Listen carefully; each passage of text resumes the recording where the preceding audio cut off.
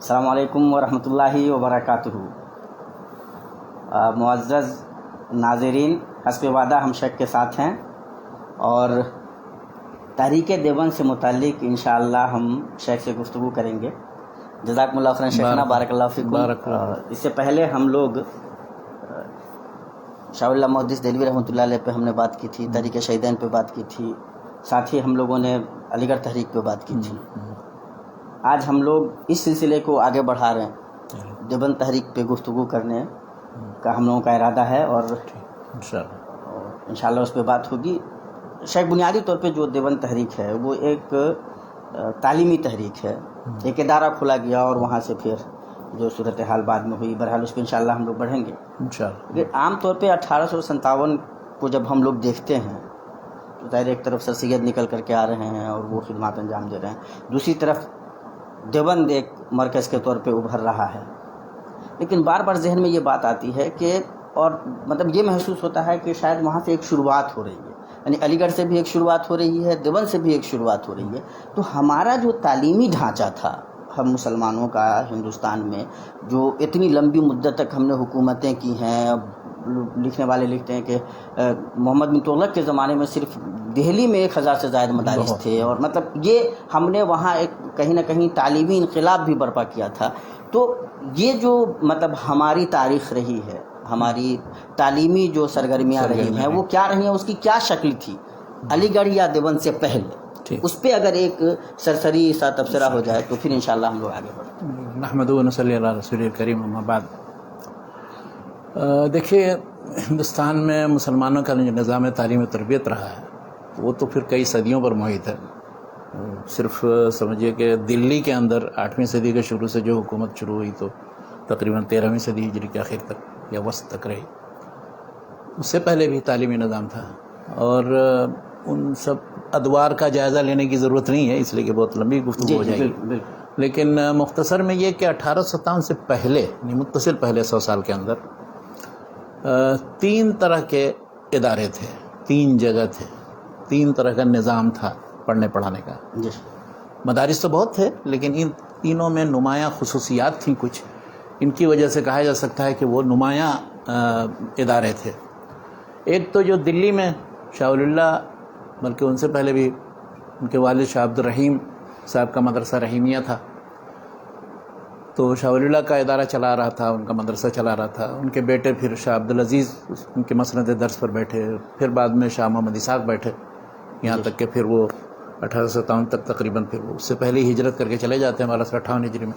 اس مدرسے یا اس ادارے کی خصوصیت یہ تھی کہ اس میں قرآن، حدیث وغیرہ کی تعلیم زیادہ دی جاتی تھی اور فقہ وغیرہ کی بھی بات چیزیں، اور باقی بہت زیادہ معقولات اور ان چیزوں پر نہیں توجہ تھی۔ دوسرا ایک ادارہ تھا فرنگی محل لکھنؤ کے اندر، جو ملا نظام الدین سہالوی نے اس کے لیے نصاب بھی تیار کیا تھا، درس نظامی جو ہم لوگوں کے یہاں رائج ہے سارے عربی مدارس میں، تو وہ درس نظامی درس رسی ملا نظام الدین نے وہ اس کو، ان کی وفات ہوئی تھی 1161 ہجری میں، یعنی شاہ ولی اللہ کے معاصر تھے۔ تو انہوں نے جو نظام بنایا تھا اور جو نصاب بنایا تھا، تو اس نصاب کی خصوصیت یہ ہے کہ اس میں جو ہے تقریباً فقہ اور اصول اور معقولات وغیرہ کا بڑا حصہ تھا، منطق وغیرہ کی کتابیں، فلسفے وغیرہ کی تھی، اس طرح سے لسانیات وغیرہ سے متعلق نحو و صرف وغیرہ کی چیزیں، بلاغت کی، تو وہ ان کے ہاں تھی۔ جو سلسلہ چلا آ رہا تھا اس سے پہلے سے، تو اسی میں منتخب کر کے انہوں نے چنندہ ایسی کتابیں رکھی تھیں کہ جو اولاً تو مختصر ہو، ثانیاً کچھ مشکل عبارتوں میں ہو، جو مقصد یہ ہوتا تھا کہ ان کو پڑھ کر کے ذہن میں جلا پیدا ہوگی، یعنی تشہید الاذہان ہوگی، کہ لوگ محنت کرنے کے عادی ہوں گے، مشکلات کو حل کرنے کے عادی ہوں گے۔ تو اس میں عام طور پر جو ہے فقہ و اصول اور معقولات وغیرہ کا سلسلہ تھا، اور اس کی جو ہر فن میں کتابیں ہیں معروف ہیں، تفسیر میں انہوں نے اس نے جلالین رکھی تھی اور بیضاوی، اس طرح سے اصول کے اندر بعض متاخر متون ہیں وہ مقرر کیے تھے، مسلم الثبوت مثلا علامہ محب اللہ بہاری کی، اور دوسری کتاب۔ تو اس مدرسے یا اس ادارے کی خصوصیت تھی کہ انہوں نے فقہ اور اصول اور معقولات پہ توجہ دی۔ تیسرا ایک مدرسہ تھا خیر آباد میں، مولانا فضل امام خیر آبادی تھے، مولانا فضل خیر آبادی کے والد۔ تو وہ خیر آباد میں جو ادارہ تھا اس کی خصوصیت یہ تھی کہ وہ منطق، فلسفہ اور سارے عقلی علوم وغیرہ کے سلسلے میں امتیاز رکھتا تھا۔ تو اس میں جو پڑھنے والے ہوتے تھے وہ انہی فنون پر زیادہ توجہ دیتے تھے، اور عقلی مناقشات اور علم کلام اور اس سے متعلق. تو یہ 3 طرح کے مدرسے جو تھے متصل 1857 سے 100 سال پہلے کے اندر تھے، اور یہاں تک کہ 1857 کا واقعہ پیش آتا ہے. اب جب 1857 کا واقعہ پیش آتا ہے تو اس کے بعد اب مسلمانوں کو یعنی جو مصائب و مشکلات کا سامنا کرنا پڑا، تو خاص طور پر تعلیمی مسائل بھی پیش آئے. اس لیے کہ اس سے پہلے 1857 کا جب یہ حادثہ پیش آیا، ہاں، تو کیا یہ جو ہمارا تعلیمی ڈھانچہ تھا ہاں وہ ختم ہو گیا؟ نہیں، ختم تو نہیں ہوا، وہ ادارے باقی بھی رہے اور بعد میں بھی اس کا سلسلہ رہا. لیکن اس وقت ضرورت یہ محسوس ہوئی کہ اب دو طرح کی ضرورت محسوس ہوئی. ایک تو یہ محسوس ہوئی ضرورت کہ مسلمان جدید تعلیم حاصل کریں تاکہ وہ ملازمت وہ پا سکیں، اور مختلف جگہوں پر ان کی ملازمت اور کسی بھی طرح کا کام کرنے کے اہل بنے. تو سر سید نے یہ کام کیا 1875 سے، انہوں نے پھر وہ جدید تعلیم کا ادارہ جس پر گفتگو ہم لوگوں نے کی. اس کے ساتھ ساتھ یہ ضروری تھا، بلکہ مسلمانوں نے بہت شدید طور پر محسوس کیا کہ انگریزوں کے غلبہ کے بعد، اور خاص طور پر 1803 میں دلی میں آ جانے کے بعد، تو پھر سارا ڈھانچہ وہاں بدل گیا تھا. تو انہوں نے لارڈ مکالے نے آ کر کے پورا تعلیمی نظام ہی بدل دیا تھا. اب جب تک کہ آپ انگریزی نہیں پڑھیں گے، اردو نہیں پڑھیں گے اور دوسرے علوم فنون، تو اس وقت آپ سول سروس کے لائق ہی نہیں ہیں. پہلے لوگ قاضی بن جاتے تھے اور دوسرے اس میں اچھی پوسٹ مل جاتی تھی، وہ بالکل ہی ختم ہو گیا سلسلہ. تو اور پھر دوسری چیز یہ کہ اب ہم اپنے دینی تعلیم کا جو نظام ہے یا پوری روایت ہے اس کو ہم کیسے محفوظ رکھیں. یعنی یہ تینوں سلسلہ جو ہے، معقولات کا بھی ہے، قرآن و حدیث کا بھی ہے، اس طرح سے فقہ و اصول اور ان چیزوں کا. تو اس کے لیے لوگوں نے محسوس یہ کیا کہ ایسا ہے کہ ہمیں ایک ادارہ بنانا چاہیے کہ جہاں ان علوم و فنون سے متعلق، اسلامی علوم فنون سے متعلق اور معقولات سے متعلق جو پڑھتے پڑھاتے تھے، وہاں معقول تعلیم کا انتظام ہو اور ہم اپنی روایت کو محفوظ رکھیں اس طرح سے. ورنہ دنیاوی تعلیم کے تو بہت ادارے ہیں، یعنی انگریزوں نے بھی خود قائم کیے تھے اور پھر سر سید نے بھی بعد میں قائم کیا. لیکن دینی تعلیم کے لیے ضروری ہے کہ ہم توجہ دیں. چنانچہ یہ جو دارالعلوم دیوبند قائم ہوا 1857 کے ٹھیک 10 سال کے بعد، 1867 میں 1283 ہجری میں وہ قائم ہوا. اور اس میں وہ پہلے تو مطلب ایک چھوٹی سی درسگاہ، کیا وہ ایک مسجد، چھتہ مسجد ہے، وہاں قائم ہوا. ایک استاد تھے، ایک طالب علم، دونوں کا نام محمود تھا. مولانا محمود الحسن دیوبندی جو شیخ الہند بعد میں ہوئے، وہی پہلے شاگرد تھے. اور وہ ملا محمود تھے، تو وہ پڑھانے والے تھے. تو استاد کا بھی نام محمود اور ان کا بھی نام محمود. اس طرح وہ سلسلہ شروع ہوا. اور بے سر و سامانی کے عالم میں اس وقت انہوں نے یہ نہیں سمجھا تھا کوئی بہت بڑا ادارہ قائم. ایک حاجی عابد حسین صاحب تھے، تو ان کے ذریعے اس کا قیام عمل میں آیا.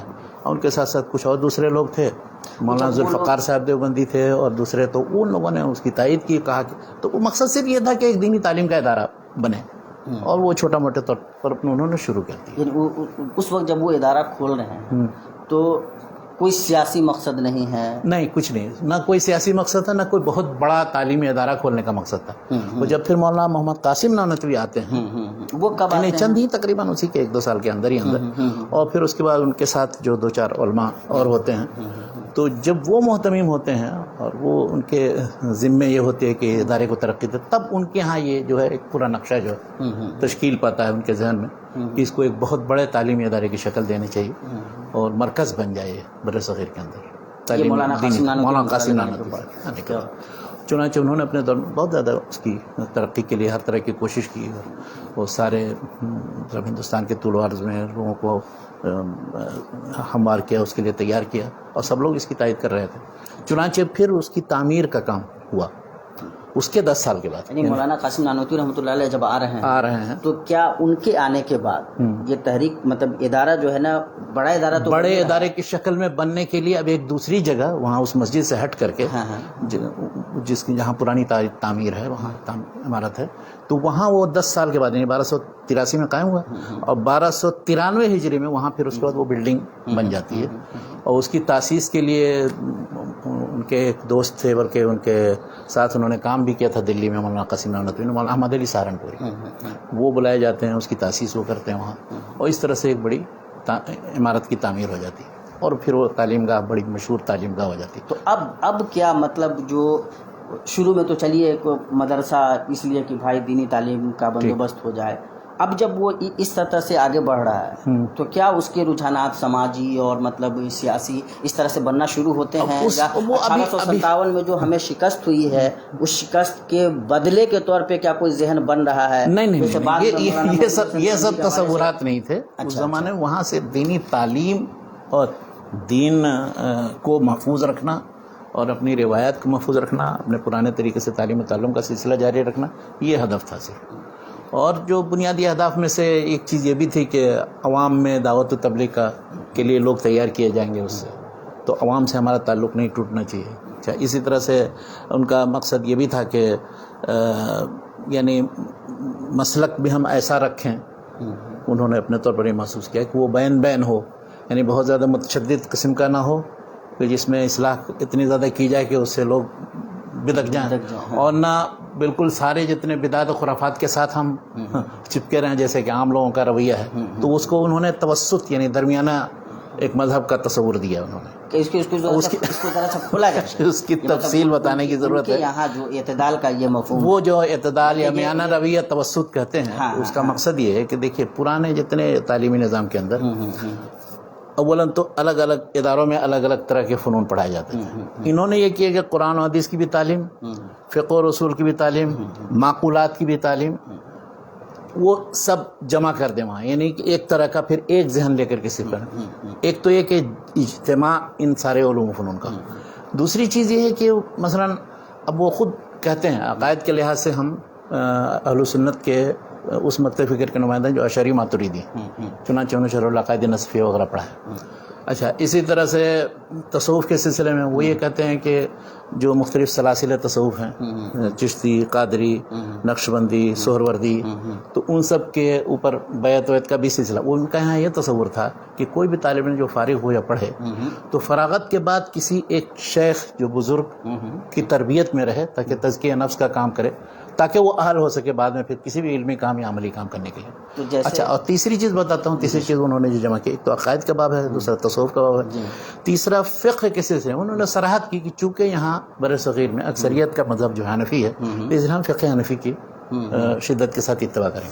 اچھا، لیکن اب ان تینوں چیزوں کو انہوں نے پکڑا، اور لیکن اس سلسلے میں جو بعض بدعات اور دوسری بہت سی چیزوں کا رواج ہو گیا تھا متاخرین کے ہاں 12ویں 13ویں صدی ہجری میں تقریباً. تو عام طور پر سارے جیسے مزار ہیں، مختلف قبر پرستی ہے، اس کے مظاہر ہیں، اور دوسرے صاف مظاہر شرک وغیرہ ہیں، بدعت ہیں، تو ان کی مخالفت بھی کی جائے. یعنی اس سلسلے میں اصلاح کی. اس طرح سے رسم و رواج جو غلط رسم و رواج ہو گیا جن کا، تو ان کی بھی مخالفت کی جائے. تو اس کو وہ توسط کرتے ہیں. یعنی بالکل ہم ایک دم بدعت اور رسم و رواج اور ان سب چیزوں کے پیچھے بھی نہیں پڑیں گے، اس سے ہٹ کر کے، اور اصلاح کی وہ روش جو شاہ اسماعیل شہید وغیرہ یا سید احمد شہید یا طریقہ محمدیہ جس کو کہا جاتا ہے صراط مستقیم وغیرہ میں ہے، اور جس کے سلسلے میں شاہ اسماعیل شہید نے زیادہ ہی صراحت کے ساتھ بعض کتابوں کے اندر لکھ دیا، عمل بالحدیث وغیرہ کی دعوت دی، تو اتنا زیادہ کھل کر کے یعنی وہ ہم یعنی فروع کے اندر یا اصول فقہ کے اندر یا مسائل کے اندر نہیں گھسیں گے، نہ اتنا زیادہ، یعنی اس میں ہم تبدیلی نہیں کریں گے. نہیں گھسیں گے، یہ تو دوسری بات. یہ تو بہت مطلب ڈپلومیٹک یہ ہے، جبکہ ان کا جو رویہ سمجھ میں آتا ہے، میں اس کو کھولنا چاہتا ہوں. تو چلیے بتائیے. اس کی مخالفت کریں گے، یا مطلب یہ ہے کہ ہم اپنے آپ کو وہاں سے الگ کریں گے، اپنی ایک نئی راہ نکالیں گے. ایک ہے کہ آپ نے نئی راہ نکالی، آپ کو یہ لگا کہ نہیں یہ تشدد آمیز رویہ ہے تو ان کو ان تک چھوڑ دو، اور دوسرا یہ ہے کہ اس کے مقابلے میں ہم یہ رویہ اپنا رہے ہیں جس میں وہ قائم بھی ہیں. لیکن وہ جو رویہ تھا جو شاہ اسماعیل سے مطلب سلسلہ شروع ہوتا ہے، اور عام طور پہ جو علماء اہل حدیث ہیں جو اپنے آپ کو مختلف ناموں سے پکارتے رہے، وہ جب اس کو لیتے ہیں تو ان کی مخالفت کا جذبہ ظاہر ہے. ان کی مخالفت شروع ہی دن سے تقریباً مولانا قاسم نانوتوی صاحب کی طرف تقلید و اجتہاد کے مسائل میں، اور جو دوسرے مسائل کے سلسلے میں جو جب اشاعت السنہ کے اندر مولانا محمد حسین بٹالوی ان مسائل کے سلسلے میں لکھتے تھے، تو پھر اس کا جواب کے طور پر وہ دارالعلوم دیوبند سے اس کا جواب آتا تھا یا اس سے متعلق لکھا جاتا تھا. اس وقت مولانا محمود الحسن صاحب جو تھے، شیخ الہند جن کو کہا جاتا ہے، تو وہ ان مسائل کے سلسلے میں لکھا بھی انہوں نے ایضاح الادلہ کے نام سے، اور دوسری جو کتابیں لکھی. تو یہ نہیں، انہوں نے جو اپنا درمیانہ روی والا منہج ہے، جس کو انہوں نے کہا کہ فقہ کے سلسلے میں یعنی تقلید سے باہر نہیں. انہوں نے صاف طور پر یہ کہا کہ تقلید ضروری ہے, تقلید واجب ہے. تو اب اس سلسلے میں سارے جتنے علماء حناف تھے متفق تھے اس بات پر. اب اس کے مقابلے میں جو ظاہر ہے تقلید کے تردید کرے گا یا مسائل کی تحقیق کرنا شروع کر دے گا, تو وہ تو ان کے نزدیک ائمہ کرام کے مقابلے میں آپ اپنے مسائل کی تحقیق اور حدیث کی طرف رجوع کر رہے ہیں, جو ان کے نزدیک درست نہیں ہے. تو اس لیے اہل حدیث سے یہ مخالفت ہوئی, اور دوسری طرف بدعات اور رسم و رواج کی مخالفت کرنے کی وجہ سے پھر وہ بریلوی علماء سے بھی مخالفت ہوئی. تو بریلویوں بلکہ دیوبندیوں کے درمیان کبھی پہلے فرق نہیں تھا زیادہ. جی فرق جو ہوا ہے اس کی داستان اگر آپ کو پڑھنی ہو تو ایک کتاب ہے مولانا محمد حسن نانوتوی پر, ڈاکٹر محمد ایوب قادری کی. تو اس میں انہوں نے بتایا کہ پہلے دیوبندی اور بریلوی سب ایک ہی تھے, سب حنفی تھے, فقہ میں حنفی ہیں اور تصوف بھی سب مانتے ہیں اور علم کلام کی بھی ساری چیزیں, تو کوئی اختلاف نہیں ہونا چاہیے تھا.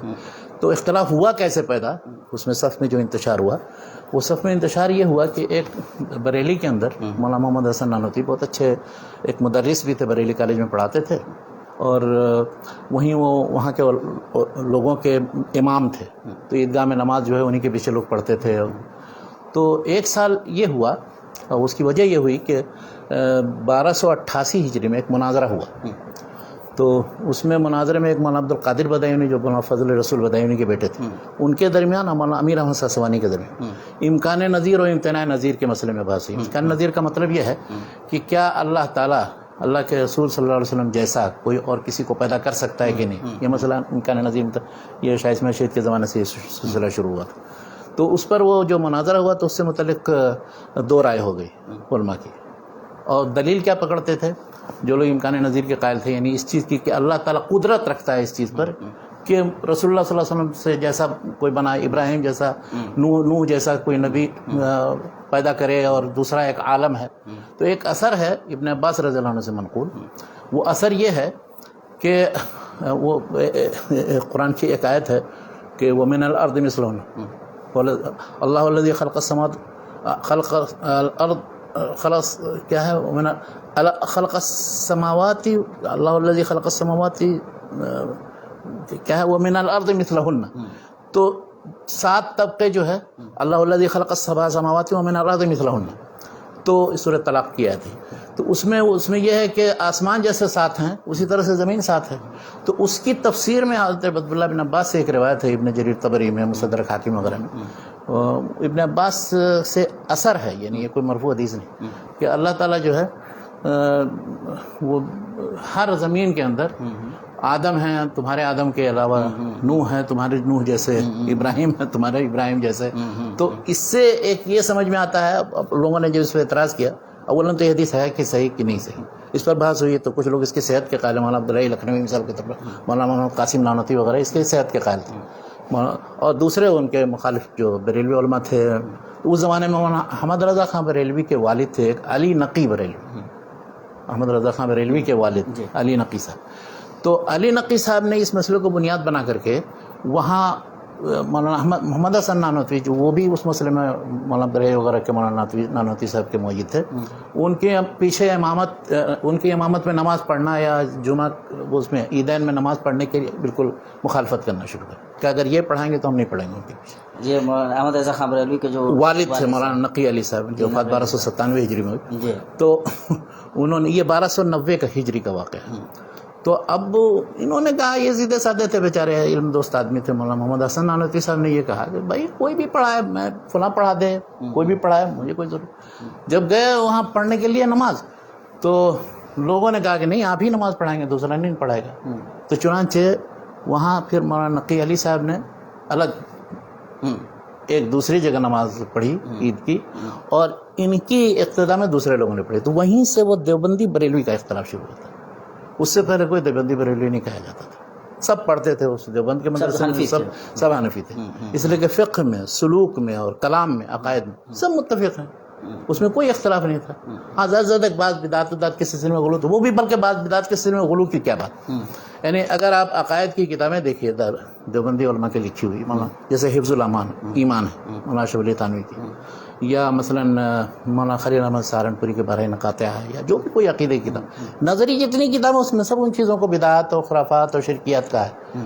لیکن جب انہی علماء کے حالات جب لکھتے ہیں ان کے مناقب اور کرامات وغیرہ کا ذکر کرتے ہیں، تذکرۃ رشید کے اندر مولانا رشید احمد گنگوئی کے حالات، یا سوانح قاسمی میں مولانا مناظر حسن گیلانی، یا اسی طرح سے امداد اللہ مہاجر مکی جو ان دونوں کے یعنی پیر تھے یا بزرگ تھے، انہوں نے خود اپنی کتابوں میں شمائم امدادیہ وغیرہ میں اور دوسری اپنی تصنیف میں جو چیزیں لکھی، اب اس میں سے آپ نکال کے دیکھیں تو دوسری تصویر، تو یہ دوسری ان کی ارواح ثلاثہ مثال کے طور پر جس میں سارے قصے کہانیاں موجود ہیں، ان کو پڑھیے تو وہ سارے ان چیزوں کے خلاف ہے جو توحید و سنت کے سلسلے میں وہ بیان کرتے ہیں ان کتابوں کے اندر، یعنی کہ نظری طور پہ جن چیزوں کو قبول کرتے ہیں، عملی طور پر خود اپنے پیروں اور علماء کے بارے میں وہ چیزیں ثابت کرتے ہیں، تو اس چیز کو آپ کیا کہیں گے؟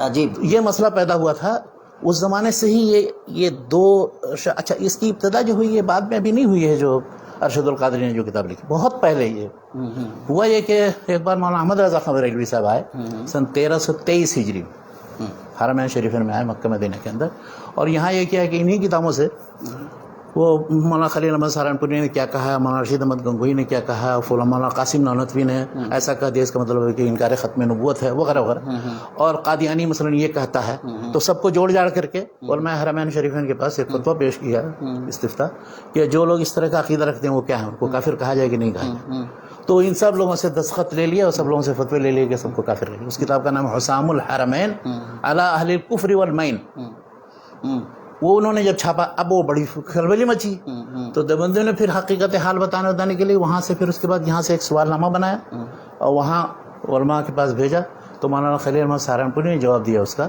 المحند علی المفند کے نام سے، یہ 1325 میں چھپی ہے، یعنی 1907، تو انہوں نے ان سارے عقائد کے سلسلے میں وضاحت کی کہ یہ سب ہم لوگوں کی طرف غلط طریقے سے منسوب ہے، یہ درست نہیں ہے، اصل میں یہ سب قطر بیوت کر کے اور کچھ تبدیلی کر کے اور کاٹ چھانٹ کر کے انہوں نے ایسے انداز میں پیش کیا کہ ہم لوگوں کو گمراہ قرار دیا، واللہ ہم لوگ ایسے نہیں، تو یہ اس المحند المفند حسام الحرمین کی حقیقت 1323 یعنی آج سے 1905 اور 1907 کی باتیں ہیں۔ ارشد القادری نے بعد میں وہی کتاب ایک لکھی زلزلہ کے نام سے، جو 1975-76 میں تقریباً، تو اب اس میں بھی یہی کیا انہوں نے کہ آپ ایک طرف عقیدے میں یہ چیزیں بیان کہتے تقویت الایمان میں یہ ہے، اور فلاں میں حفظ الایمان میں یہ ہے، براہین قاطعہ میں یہ ہے، اور اس کے بعد پھر اپنے بزرگوں کی جب حالات لکھتے ہیں کشف و کرامت سے متعلق تو اس میں پتہ نہیں کیا کیا چیزیں لکھ دیتے ہیں، تو وہ یہ کیا ہے، تو اب یہ دونوں جو تضاد ہے، آپ یہ مانتے ہیں یا یہ مانتے ہیں، یہ سوال جب کیا تو اب وہ لوگوں نے اس کے بعد اس کے رد میں بہت سی کتابیں لکھی، مولانا منظور نعمانی نے بریلوی فطری کا نیا روپ اور دوسری کتابیں لکھی تھی اس زمانے میں، لیکن اس سب کے بعد پھر اس کے بعد اس نے رد لکھا زیر و زبر کے نام سے، ارشد القادری نے، اس زمانے میں جب زلزلہ چھپی تھی تو ہم لوگ پڑھتے تھے بنارس میں، تو اس پر تبصرہ آیا تھا مدیر تجلی کا عامر عثمانی صاحب، وہ تھوڑا آزاد خیال تھے، انہوں نے جب دیکھا تو کہا کہ تو معاملہ تو بہت گڑبڑ ہے، یہ لوگ عقائد میں یہ چیزیں لکھتے ہیں سرات کے ساتھ، پھر بعد میں اپنے بزرگوں کے بارے میں سوچتے، تو میں کہنا یہ چاہتا ہوں مختصراً کہ بریلویوں دیوبندیوں کے درمیان عملی طور پر قبر سے استمداد ہے یا فیض حاصل کرنا ہے یا توسل کا مسئلہ ہے یا شد رحال الی زیارت قبر نبی صلی اللہ علیہ وسلم کا مسئلہ ہے یا وحدت الوجود کا مسئلہ ہے، اس میں کچھ اختلاف نہیں، عملاً اختلاف نہیں، عملاً کچھ اختلاف، نظری طور پر کسی نے تردید بھی کیا، کسی نے تائید بھی کیا، کسی نے تو کھل کر کے تائید کیا، اس کی طرف دعوت بھی دی، لیکن عمومی طور پر اہل دیوبند یہ کہتے ہیں کہ یہ بزرگوں کے اپنے اعمال و مال ہے، اس سے متعلق اس کو یا تو کشف و کرامت پر معمول کر دیتے ہیں یا تو یہ تو عجیب صورتحال ہے، مطلب دیوبندی بریلویوں کے درمیان مسائل میں اختلاف نہیں ہے، صرف وہ جو بظاہر اب وہ قبر کو پختہ نہیں بناتے ہیں دیوبندی، اور یہ پختہ بناتے ہیں، لیکن چاہے پختہ بنائیں وہاں جا کر کے جب مراقبے میں اور اس سے فیض حاصل کر رہے ہیں اہل قبور سے، یہ اعتقاد رکھتے ہیں، بلکہ باقاعدہ محمد المفند میں مولانا خلیل احمد سہارنپوری نے لکھا ہے کہ رسول اللہ صلی اللہ علیہ وسلم دنیاوی زندگی ان کو قبر میں، برزخی نہیں جو سب کے سب کی، اور اسی بنیاد پر بعض علماء نے جب اختلاف کیا تو وہ مماتی قرار دیے گئے، حیاتی مماتی دو گروپ، تو یہ چیزیں ان لوگوں کے درمیان اصل میں سب مشترک ہیں، تفصیل میں اگر آپ جائیں تو ساری چیزیں آپ کو ملیں گی، لیکن پھر بھی یہ کہتے ہیں کہ ہم بہت سی بدعات خرافات کو نہیں مانتے، نظریہ تو ٹھیک ہے آپ نہیں مانتے بہت اچھا، لیکن جب آپ اپنے بزرگوں کے حالات لکھتے ہیں تو وہ سب چیزیں کیوں ڈال دیتے ہیں،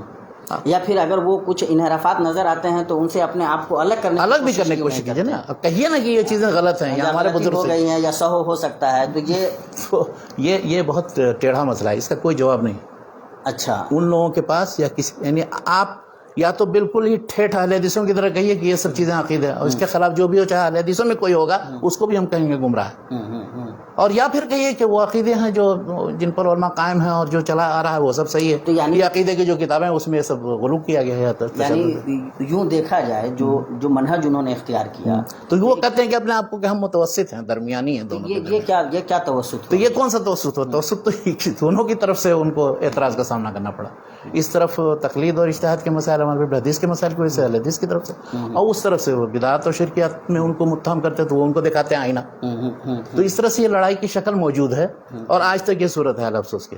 اور اس کی وجہ سے امت اسلامیہ ہند جو ہے یہ 3 ایسے گروپ میں تقسیم ہے کہ اس کے بعد کبھی ملنے کی صورت نہیں. اللہ ماشاء اللہ کچھ جو ایسی انجمنیں ہیں یا طریقیں چلی ہیں بعد میں انشاءاللہ بعد میں. یہ کیوں ہے کہ جب وہ مطلب یہ تینوں فرقے مطلب جو گروپ ہیں اگر ہم سب اپنے آپ کو اہل سنت کہتے ہیں, تو پھر یہ مطلب جیسے جب بھی دیوبند کی بات آتی ہے تو ان کو مولانا شفیع تھانوی رحمۃ اللہ علیہ سے جوڑ کر دیکھا جاتا ہے, احمد رضا خان بریلوی صاحب سے بریلوی مطلب فرقے کو, اور سید نذیر حسین محدث دہلوی رحمۃ اللہ علیہ سے سید نذیر حسین کی طرف.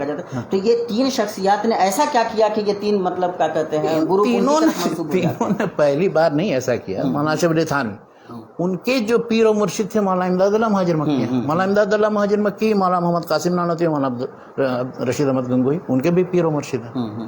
اور بلکہ پورا دیوبند کا جو حلقہ ہے وہ سب اسی سلسلے سے وابستہ ہے. تو مولانا شفیع تھانوی ہوئے یا اور بھی جتنے ان کے سلسلے سے وابستہ ہیں, ان سب کا وہ صوفیانہ وہ سلسلہ ہے, ان سب میں وہ سب چیزیں موجود ہیں جو دوسری جگہوں پر بھی موجود. مولانا احمد رضا خان صاحب جو تھے انہوں نے بس وہ چونکہ ان کو سب سے زیادہ مطلب دشمنی تھی مولانا اسماعیل شہید سے, شاہ اسماعیل شہید, تقویۃ الایمان مطلب ان کے لیے ایٹم بم کا درجہ رکھتے, تو انہوں نے ان پر تردید کرنا, ان کی مخالفت کرنا. جیسے مولانا فضل امام خیر آبادی, انہوں نے فضل امام نہیں, وہ تھے فضل رسول بدایونی نے مخالفت شروع کی تھی, اسی کا امتداد مولانا نقی علی صاحب, اس کے بعد پھر مولانا احمد رضا خان بریلوی. لیکن 13ویں صدی ہجری کے آخر تک آپ دیکھیں گے کہ تقلید و اجتہاد کا مسئلہ ہو, مسائل کی تحقیق ہو, وہابیوں کا کہیں نام آ جائے, اہل حدیث کا نام آ جائے, تو اس میں اہل حدیث اور دیوبندی بریلوی میں کوئی فرق نہیں. وہ سب لوگ مخالفت کرتے تھے متفقہ طور. کن کی؟ اہل حدیثوں کی. اور اہل حدیثوں کو دونوں سے نپٹ, دونوں سے کیا مطلب ہے کہ مقلدوں سے اور حنفیوں سے نپٹنا پڑتا تھا, تو اس کے دونوں طرف سے پھر کتابیں لکھی گئی ہیں ایک دوسرے کے خلاف. بہت وہ لمبی چوڑی داستان ہے. خیر ہم لوگ پھر سے وہ یہ کہتے ہیں کہ دیوبندی, بس مختصر میں خلاصہ یہ آپ نے وہ درمیانہ روی اور توسط کی بات جو کی, اس میں نے یہ سمجھنے کے لیے چیزیں بتا دی کہ اس کے وجوہ اسباب کیا ہیں, کیوں اپنے آپ کو درمیانی کہتے ہیں. وہ کہتے ہیں کہ نحن وسط بین السلفیین و بین البریلویین, یہ کہتے ہیں. یعنی ہم ان کی طرف سے اتنا متشدد نہیں, ان کی طرف ان کی طرف سے ایک دم غالی نہیں, دونوں کے درمیان ہم وہ ہیں. تو یہ مطلب مجموعی طور پر اب جس کو جو نتیجہ نکالنا نکالے, مقصد یہ ہے کہ وہ ان کا نقطہ نظر یا ان کا کہنا یہ ہے. تو شیخ انہوں نے یہ ظاہر یہ نقطہ نظر بنا ان کا, جو نصاب تعلیم یا نظام تعلیم انہوں نے رائج کیا وہ کیا تھا؟ نظام تعلیم اولا تقریباً وہی درس نظامی کی جو کتابیں ہیں, یعنی تفسیر کی جو بعض کتابیں ہیں, اس طرح حدیث میں انہوں نے بعض کتابیں جیسے مشکات المصابیح پڑھاتے تھے. پھر انہوں نے دورہ حدیث 1 سال رکھا تھا کہ 6 کتب ستہ کیا بلکہ اور بھی حدیث کی جو دوسری کی جیسے معنی الاثار طحاوی کی یا اسی طرح سے موطا امام محمد وغیرہ, وہ سب بھی پڑھاتے تھے. دورہ حدیث جس میں کہتے ہیں کہ 1 سال میں ساری حدیث کی کتابیں پڑھا دی جائیں. اور فقہ میں وہ ساری جتنی مختصر و قدوری, پھر شرح وقایہ, پھر ہدایہ, اور وہ اس میں اس طرح اصول فقہ حنفی میں نور الانوار پڑھاتے ہیں, مسلم الثبوت پڑھاتے ہیں, اور دوسری کتاب. تو یہ تو فقہ حنفی, اصول فقہ سے حنفی اور کتاب و سنت کی جو تعلیم ہے. اس کے ساتھ ساتھ دوسرا ایک بڑا نصاب ہے, وہ ہے معقولات کا. تو منطق, فلسفہ, علم کلام وغیرہ کی بہت سی چیزیں, وہ کتابیں نصابی جو ہیں, وہ ساری نصابی کتابیں جو مولانا نظام الدین صاحب نے رکھی ہیں, تھوڑی سی تبدیلی حسب اضافے پر. بلکہ شروع میں یہ آتا ہے کہ مولانا رشید احمد گنگوہی صاحب اس کے خلاف تھے کہ وہ یہ سب منطق فلسفہ کی کتابیں رکھی جائیں. کچھ دنوں تک جب وہ سرپرست تھے نکال بھی دیا گیا تھا, لیکن پھر وہ ایسا چونکہ رواج ہوتا ہے, مخالفت کرنا بہت مشکل ہوتا ہے علمی میدان میں بھی جیسے عملی میدان میں مخالفت, تو پھر اس کے بعد دوبارہ وہ داخل کرتے ہیں. کچھ کتابوں کی تبدیلی کے ساتھ تو یہ معقولات کا نصاب ہوا. یوں سمجھ میں آتا ہے کہ مولانا رشید احمد گنگوہی جو ہاں، تھے وہ نسبتاً علماء دیوبند میں یہ کہا جائے گا کہ بالکل وہ غلو کی طرف جانے میں یا بہت زیادہ دیوبندیوں بریلویوں کے قریب ہونے میں وہ ایک طرح سے مانے تھے، اور انہوں نے ہم لوگوں کو موڑ دیا سنت و توحید کی طرف. اگر وہ روش اختیار کی جاتی جو عام علماء دیوبند کی دوسرے لوگوں کی، تو پھر بہت زیادہ غالب ان کے درمیان کوئی فرق نہیں رہ جاتا. تو یہ مولانا رشید احمد گنگوہی نسبتاً ان کے اچھا کیا بات. ہاں، بلکہ ان سے کبھی کبھی سوال بھی کیا گیا، یعنی اگرچہ انہوں نے رد کیا ہے مسائل کے سلسلے میں، مناقشہ بھی کیا ہے اہل حدیثوں سے، لیکن ہے کہ ان سے جب اہل حدیث کے بارے میں سوال کیا جاتا تھا تو وہ بہت ہی معتدل رائے رکھتے تھے. وہ کہتے کہ اہل سنتی کا ایک گروپ ہے، ٹھیک ہے، ہمارا ان سے کچھ مسائل میں، اور اس طرح کے بعض فتح بعض علماء دیوبند بھی دیتے ہیں، جیسے مولانا کفایت اللہ دہلوی اور دوسرے.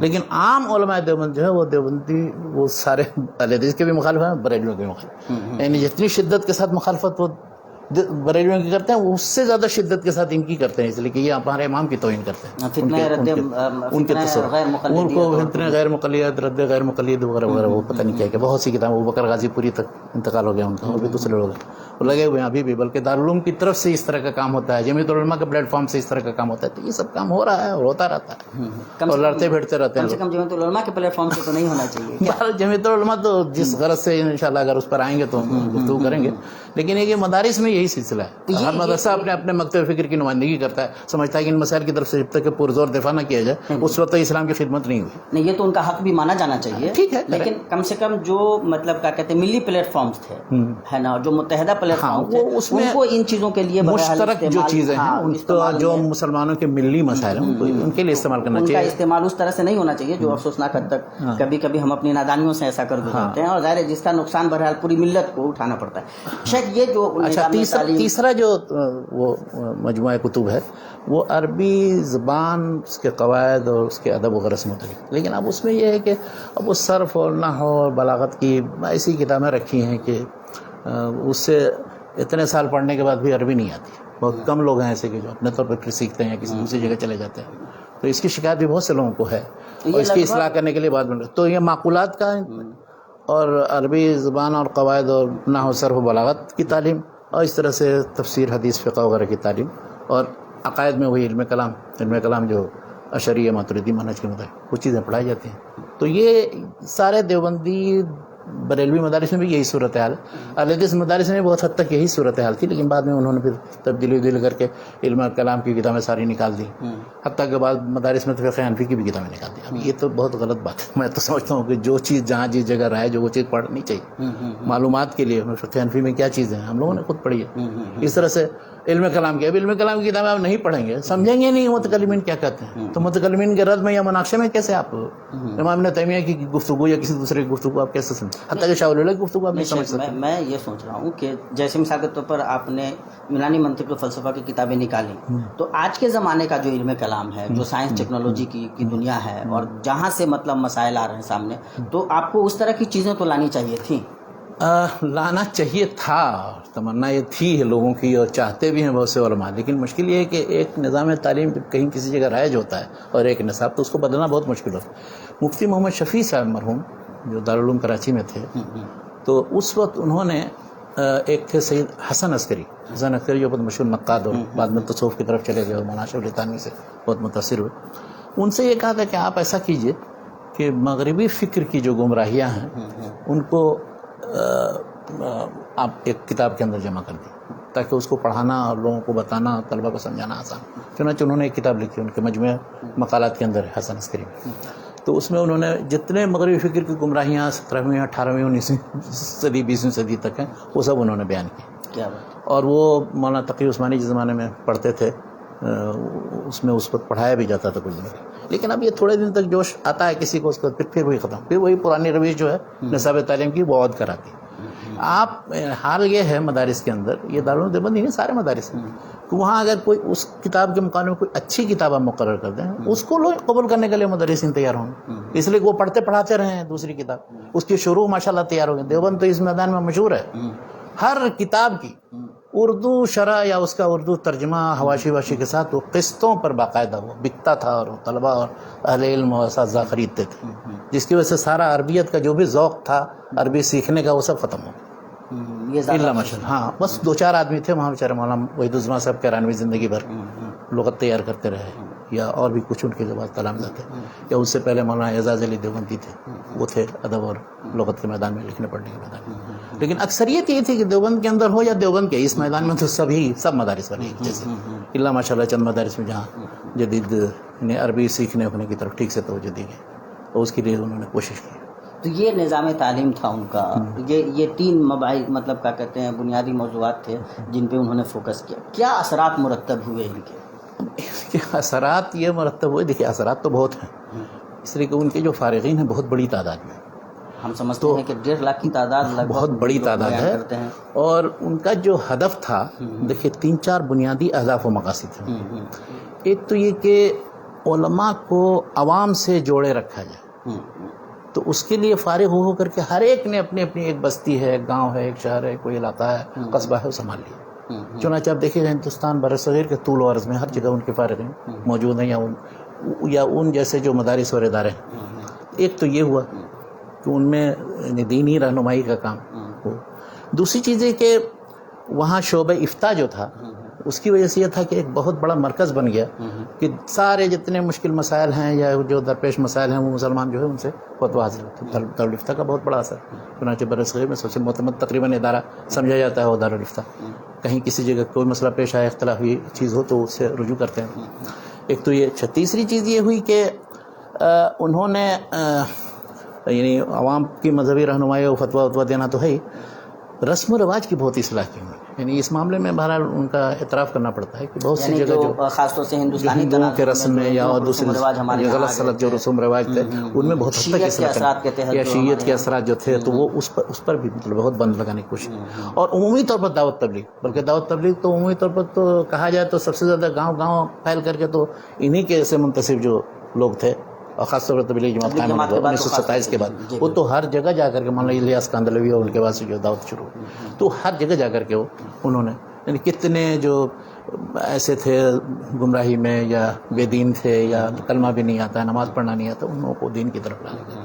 تو یہ ایک بہت بڑا اثر ہے. یہ بھی دارالعلوم دیوبند ان کے فارغین کی وجہ سے کہا جا سکتا ہے کہ سب سے زیادہ اثر پڑا. اچھا، اس کے علاوہ پھر یہ کہ اس زمانے میں جس زمانے میں دارالعلوم دیوبند قائم ہوا تھا تو اس وقت آپ دیکھیے اگر اس وقت مشنری کی تاریخ اگر آپ پڑھیں، عیسائی مشنری کی، وہ لوگ جا کر کے ہر جگہ چیلنج کرتے رہتے تھے مسلمانوں کو اور ہر جگہ وہ پمفلٹ بانٹتے تھے. تو ان سے مناظرہ کی نوبت، ان پر رد کرنے کا کام یہ تو مولانا قاسم نانوتوی نے شروع کر دیا تھا اپنی زندگی میں پہلے بھی اور پھر دارالعلوم دیوبند میں رہتے ہوئے بھی. اور کئی جگہ مختلف جگہوں پر جیسے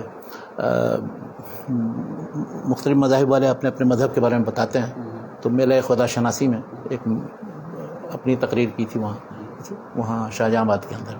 اسی طرح ایک روڑکی ایک جگہ ہے یو پی کے اندر، وہاں بھی اسی طرح سے ایک ہوا تو قبلہ نما کے نام سے ایک کتاب لکھی. اور دوسرے علماء نے بھی کافی. تو عیسائیوں کا تعاقب رد کرنا، اسی طرح سے قادیانیت کا جو فتنہ پھیلا تو اس کے مقابلے میں جو بڑے بڑے علماء دیوبند جو ہیں سب اس کے سامنے آئے، عربی میں، اردو میں، اور ہر زبان میں کتابیں لکھی. بڑی تعداد علماء دیوبند کی ہے. بلکہ ابھی وہ پورا جو رد قادیانیت کا سلسلہ ہے وہ بہت کتنی جلدوں میں وہ سارے رسائل چھاپ دیے ہیں لوگوں نے. ایک ہے تحریک ختم نبوت، عالمی تحریک ختم نبوت، جس کی قیادت بھی علماء دیوبندی کر رہے ہیں. تو ان لوگوں نے وہ ساری کتابیں چھاپ دی، حتیٰ کہ اس میں جن علماء اہل حدیث نے کام کیا وہ کتابیں بھی سب اس میں ڈال دی. ایک جلد پوری مولانا صلی اللہ علیہ وسلم کے رسائل پر مشتمل ان لوگوں نے چھاپا ہے.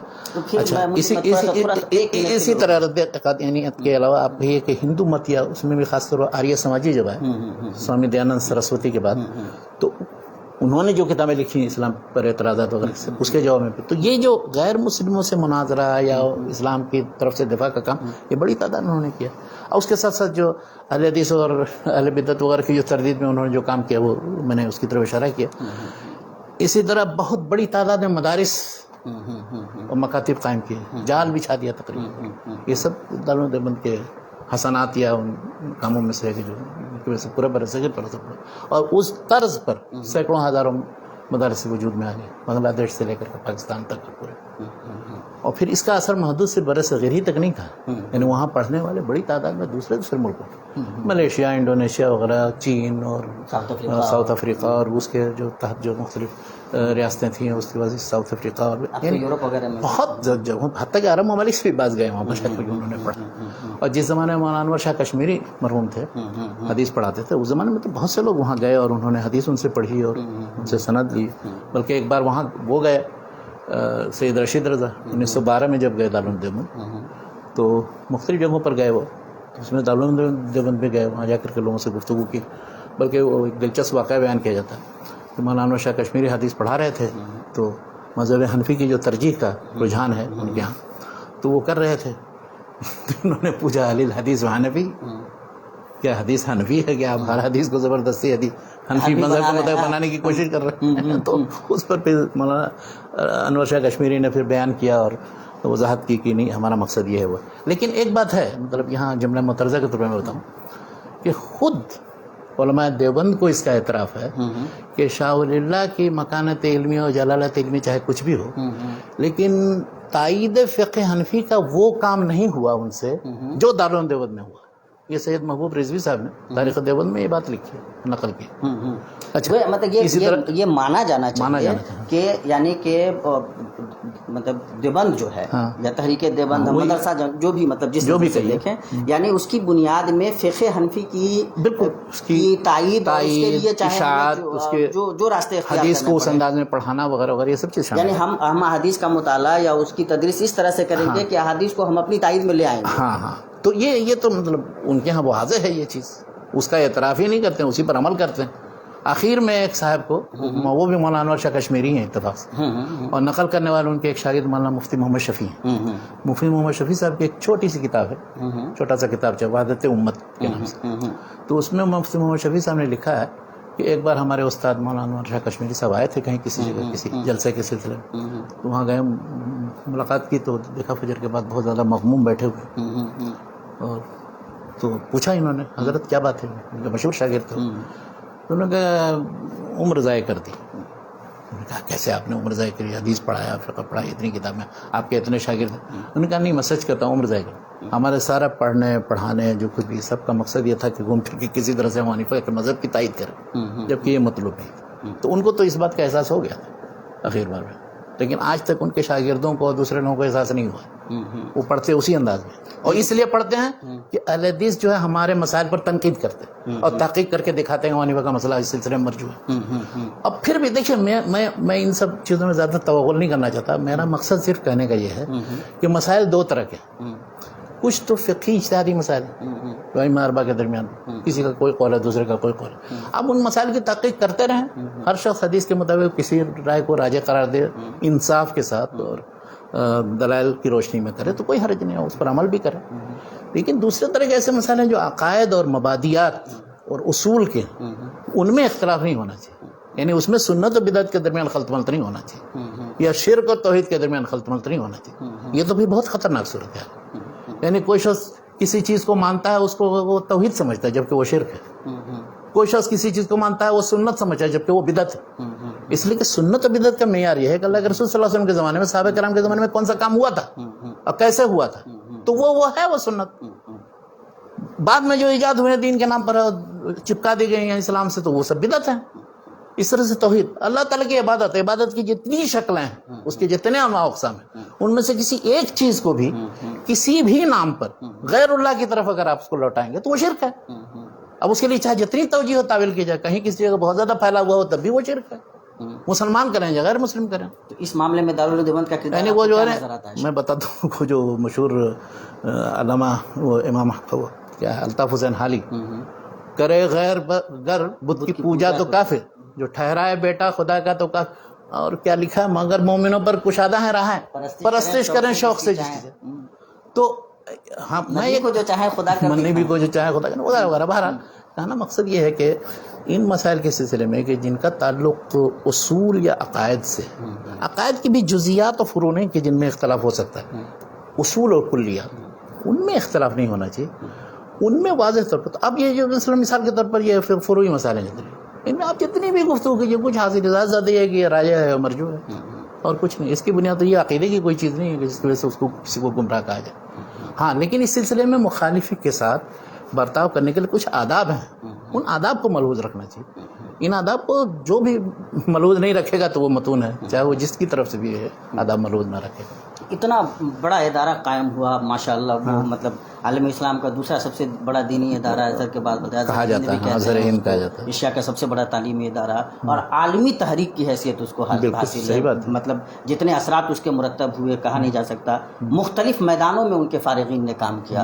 حدیث کے میدان میں ان کی خدمات ہیں, خدمت قرآن کے معاملے میں فقہ تو خیر ان کا میدان ہی ہے, اور خاص طور سے حنفی فقہ کی ترجیح اور اس کی تائید کے لیے انہوں نے تو اپنے آپ کو لگایا ہی. تصوف کے معاملے میں بھی انہوں نے کافی بہت سے جتنے سلسلے, ان تمام پہلوؤں سے آپ کس طرح سے دیکھتے ہیں؟ دیکھیے ظاہر ہے جس مکتب فکر کا جو رجحان ہوتا ہے اس مکتب فکر کا اس انداز میں خدمت کرنا دین کا اور دین کی اشاعت کا کام کرنا ٹھیک ہے, انہوں نے کیا تو کوئی.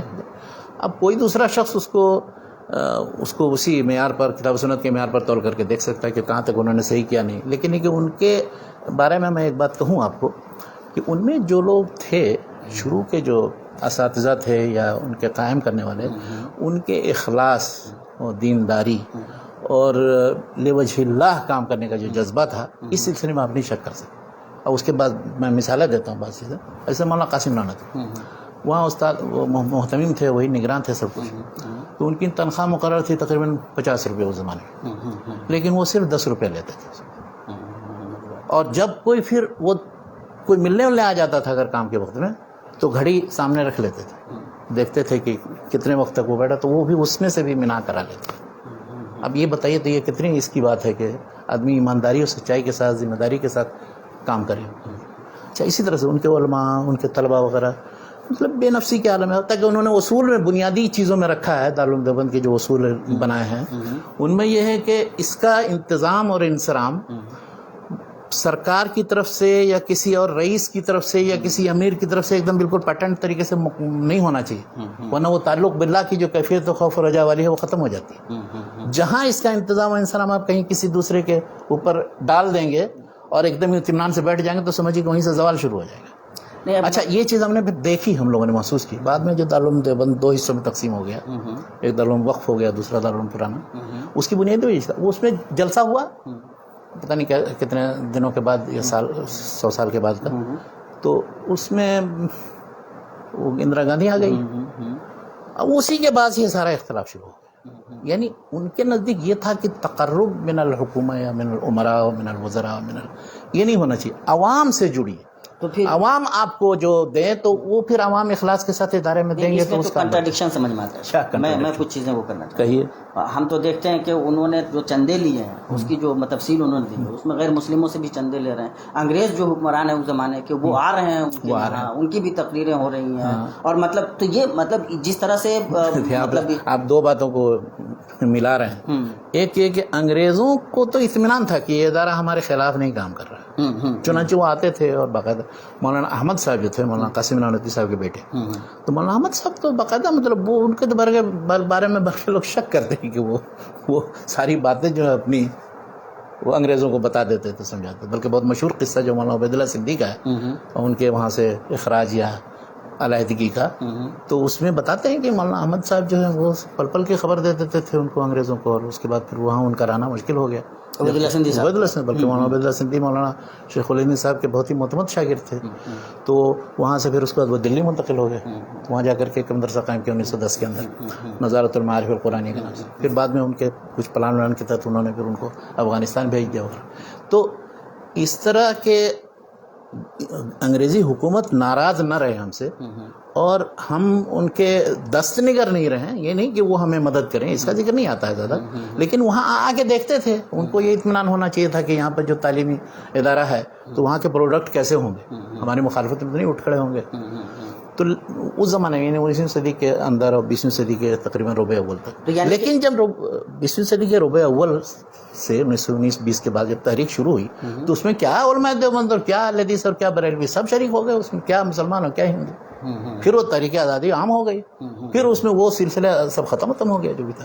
لیکن اس کے بعد بھی کیا ہوا؟ نہیں لیکن میں تھوڑا سا ایک چیز اور کلیئر کروں. تو پھر جب مولانا محمود حسین دیوبندی رحمۃ اللہ علیہ کے حوالے سے یہ بات کہی جاتی ہے کہ ہمارا اصل مقصد تو مطلب ہم نے تعلیم و تدریس کو دراصل ایک پردہ بنا لیا ہے، لیکن ہمارا مقصد تو 1857 کا بدلہ لینا ہے، جب وہ صورتحال پیدا کرنی ہے. یہ لوگوں کے لیے لکھنا بہت آسان ہو گیا 1920-30 کے بعد. اچھا. اور یہ جو نقش حیات لکھی ہے مولانا حسین احمد مدنی نے یا اور جن لوگوں نے بھی تاریخ بعد میں لکھی ہے، وہ تو اب بیٹھ کر کے کچھ بھی لکھ دیں، لیکن وہ معاصر لٹریچر پڑھے نا 19ویں صدی میں. 19ویں صدی کی ساری رودادیں موجود ہیں، جتنے جلسے ہوئے القاسم جو نکلتا تھا اس کے پرچے موجود ہیں. اس میں کچھ نہیں تو آپ جا کر کے سوانح قاسمی دیکھ لیجیے، مناظر حسین گیلانی صاحب، کہاں ہے اس میں کہ وہ انگریزوں کی مخالفت اور اس کا کوئی تصور، بلکہ جو چیزیں جہاد اور قتال سے متعلق ذکر کی جاتی ہیں جیسے مارکا شامل وغیرہ، اس کی بھی انہوں نے تردید کی ہے. کہا یہ کہ تو خالی افسانہ بنا دیا لوگوں نے، کوئی حقیقت ہی نہیں ہے. تو مولانا قاسم نانوتوی رحمۃ اللہ علیہ وہاں سے نہیں آئے تھے؟ مولانا قاسم نانوتوی آئے تھے وہاں سے، لیکن وہاں کی صورتحال مختلف تھی.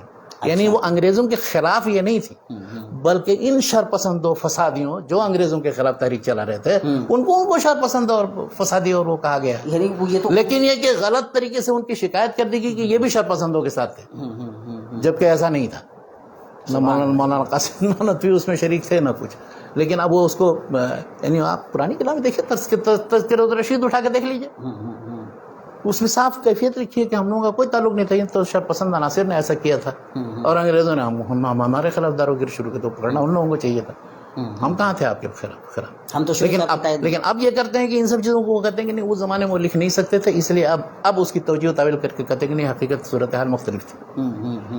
تو میں کہنا یہ چاہتا ہوں کہ 19ویں صدی میں تو کوئی تصور ہی نہیں تھا کہ اس طرح کی کوئی مخالفت کا کوئی آپ کریں. 20ویں صدی میں آپ کہہ سکتے ہیں، 20ویں صدی میں مولانا عبید اللہ سندھی وہ تو سب لوگ کر رہے تھے، سب جرأت ہو گئی، سب کو کیفیت بدل گئی. یہ مطلب جب ہم دیوبند کو دیکھتے ہیں، انہوں نے جو خارجی فتنے تھے، جیسے جو ہندو مت کی طرف سے چیلنجز آ رہے تھے، عیسائیت کی طرف سے چیلنجز آ رہے تھے، ان کا انہوں نے مقابلہ، جو داخلی فتنے ان کے حساب سے رونما ہوئے، جیسے رد شیعیت ہے، یا مطلب ختم نبوت کا مسئلہ ہے، یا مولانا مودودی رحمۃ اللہ علیہ کی جب تحریک سامنے آئی وہ ہے، یا مطلب جیسے مطلب اہل حدیثوں کا غلغلہ ہوا. اہل حدیثوں کا تو پہلے ہی سے شروع سے ہی پہلے دن سے ان کی خلافت، ان تمام کو لے کر کے ان کا رویہ کس طرح؟ ان کے وہ مخالفت کرتے رہے، اس لیے کہ کسی بھی طرح کی اصلاحی تحریک یا دین میں کسی طرح سے مطلب کہ آزادی رائے یا اجتہاد کی دعوت کوئی بھی دے گا کسی باب میں، تو یہ لوگ تو محافظین میں سے ہے نا. تو جو پرانا سلسلہ چلا رہا ہے اس کی حفاظت کرنی ہے. اب ذرا بھی کوئی اگر ادھر ادھر تھوڑا، اس لیے اپنے مکتب فکر کا مولانا عبید اللہ سندھی کو نہیں بخشا. کوئی بھی ہوگا وہ تو الحدیث پہلے نمبر پر اس میں مخالفت انہوں نے کی. اسی طرح سے جماعت اسلامی 1941 میں قائم ہوئی کہ بھی پہلے دن سے مخالفت کی ہے. سارے علماء دیوبند تقریباً ان کے مخالف ہیں، الا ماشاء اللہ کچھ لوگ جو جماعت اسلامی میں چلے گئے اور انہوں نے مطلب ان کے ساتھ کام کیا. اسی طرح ندوۃ العلماء بہت دنوں تک ساتھ رہے، لیکن بہت دنوں تک وہ ندوۃ العلماء جو دیوبند جو ہے ان دونوں کے درمیان جو ہے فکری و منہجی طور پر اتفاق نہیں تھا. لیکن بعد میں پھر یہ ہوا کہ ندوۃ العلماء تھوڑا سا تنازل کر کے وہ دیوبند سے قریب ہو گیا، بلکہ دیوبند زیادہ دیوبندی بن گیا. دیوبند تو اپنے روش پر قائم ہے. تو دیوبند نے ندوۃ العلماء نے یہ محسوس کیا کہ ہاں، میرا مطلب یہ تھا کہ یہ جو داخلی فتنے ان کے حساب سے تھے، اس کی تردید میں جو ان کا لٹریچر ہے، وہ لٹریچر کس حد تک منصفانہ ہے. مثال کے طور پر جب وہ اہل حدیثوں پہ رد کرتے ہیں، یا جب وہ مودودی صاحب پہ رد کرتے ہیں، یا پھر مطلب اور بھی دوسری مطلب جو فتنے ان کو نظر آ رہے ہیں ان پہ وہ رد کرتے ہیں، قرآن معاملے میں اس میں کتنا انصاف ہے؟ دیکھیے قرآن مجید میں ایک آیت ہے، وَلَا يَجْرِمَنَّكُمْ شَنَآنُ قَوْمٍ عَلَىٰ اللَّهِ تعدیلوا. تو عدل اور انصاف ہمیشہ پیش نظر رکھنا چاہیے، چاہے آپ مسلمانوں میں کسی فرقے پر تردید کر رہے ہیں جو آپ کا مخالف، یا غیر مسلموں پر تردید. کبھی بھی غلط چیز منسوب نہیں کرنا چاہیے، متہم نہیں کرنا کسی ایسی چیز سے کہ جس کے وہ قائل نہیں. مگر ان کا لٹریچر جو کوئی بھی دیکھ لیجیے، مثال کے طور پر مولانا محمد یوسف بن نوری صاحب نے یا اور جن لوگوں نے مولانا مودودی پر تنقید کیا، پڑھی اس میں ایسی چیزیں کہتے ہیں کہ لگتا ہے کہ ان کی کتابیں ہی نہیں پڑھی، بالکل ہی ایسی باتیں کہتے ہیں. یا حتیٰ کہ مولانا ابوالحسن ندوی صاحب نے وہ تفسیر و سیاسی اسلام میں مولانا مودودی اور جماعت اسلامی کے سارے منتسبین کو ایسے انداز میں پیش کیا ہے کہ یہ تو بالکل ہمارے پرانے روش کے خلاف ہیں، اور یہ ہیں وہ ہیں اور غلط ہے، ان کے ہاں اسلام یا دین کا تصور وہ نہیں ہے، وہ زہد اور عبادت نہیں دیکھ. یعنی مقصد یہ ہے کہ اگر آپ ہمارے طریقے پر ہیں تب تو ٹھیک ہے، اور ذرا سا اس سے انحراف کر کے کسی دوسرے مقصد کے لیے کوئی کام کر رہے ہیں تو وہ قابل قبول نہیں. تو ان کی بھی مخالفت اس لیے کی.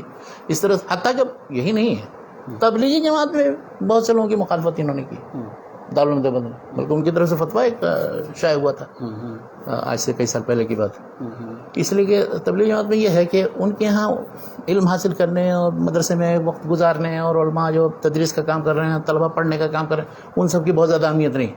وہ نکل کھڑے ہو اور جا کر کے دعوت کا کام کرو، تبلیغ کا کام کرو، یہ عام چیز. آپ کے پاس علم رہے یا نہ رہے، آپ کے پاس علم رہے نہ رہے، آپ جائے یہ کام کیجیے. یہ کیا بیٹھ کر کے یہاں پر آپ لوگ پڑھنے پڑھانے کا کام کر رہے ہیں. تو اس پر تردید کی ہے، انہوں نے بھی تردید کی، دوسرے لوگوں نے بھی تردید کی. تو ان کے ہاں ان سارے فرقوں کی تردید کے سلسلے میں جو اصلاحی رجحان رکھتے ہیں، تو ان کے سلسلے میں بلکہ کسی بھی طرح کا کوئی بھی جو مطلب معاشرے کے مسلم معاشرے کے لیے مفید کوئی چیز کسی نے کوئی تجویز پیش کی، تو اس میں یہ نہیں ہے کہ میں نے سباقین الیہ اور اس پر لبیک کہا، بلکہ ہمیشہ اس کے سلسلے میں تردد.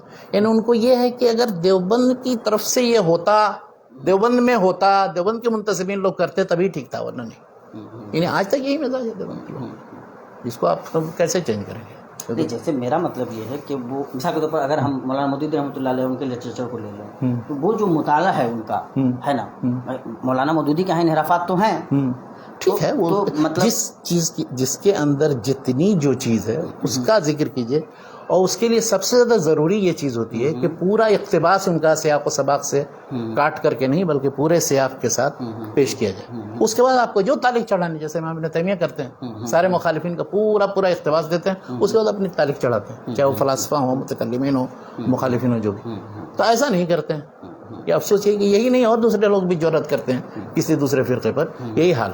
اب آپ دیکھیے کاٹ چھانٹ کر کے، چاہے وہ دیوبندی ہوں، چاہے بریلوی ہوں، چاہے حدیث ہوں، چاہے جماعت اسلامی کے لوگ ہوں، وہ سب وہ کاٹ چھانٹ کے ایسی چیز ان کے منہ میں ڈال دیں گے کہ یہ کہہ رہے ہیں یہ، حالانکہ وہ نہیں اس کے قائل.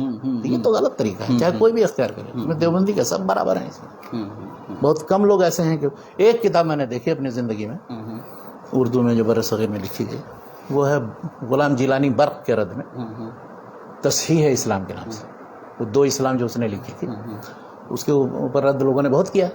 وہ تصحیح اسلام ایسی کتاب پورا اقتباس دیتے ہیں مسعود احمد صاحب، اور بعد میں حالانکہ انہوں نے خود جماعت اسلامی مسلمین قائم کر کے ایک الگ فرقہ قائم کر لیا، وہ الگ بات ہے، ان سے میری ملاقات بھی تھی.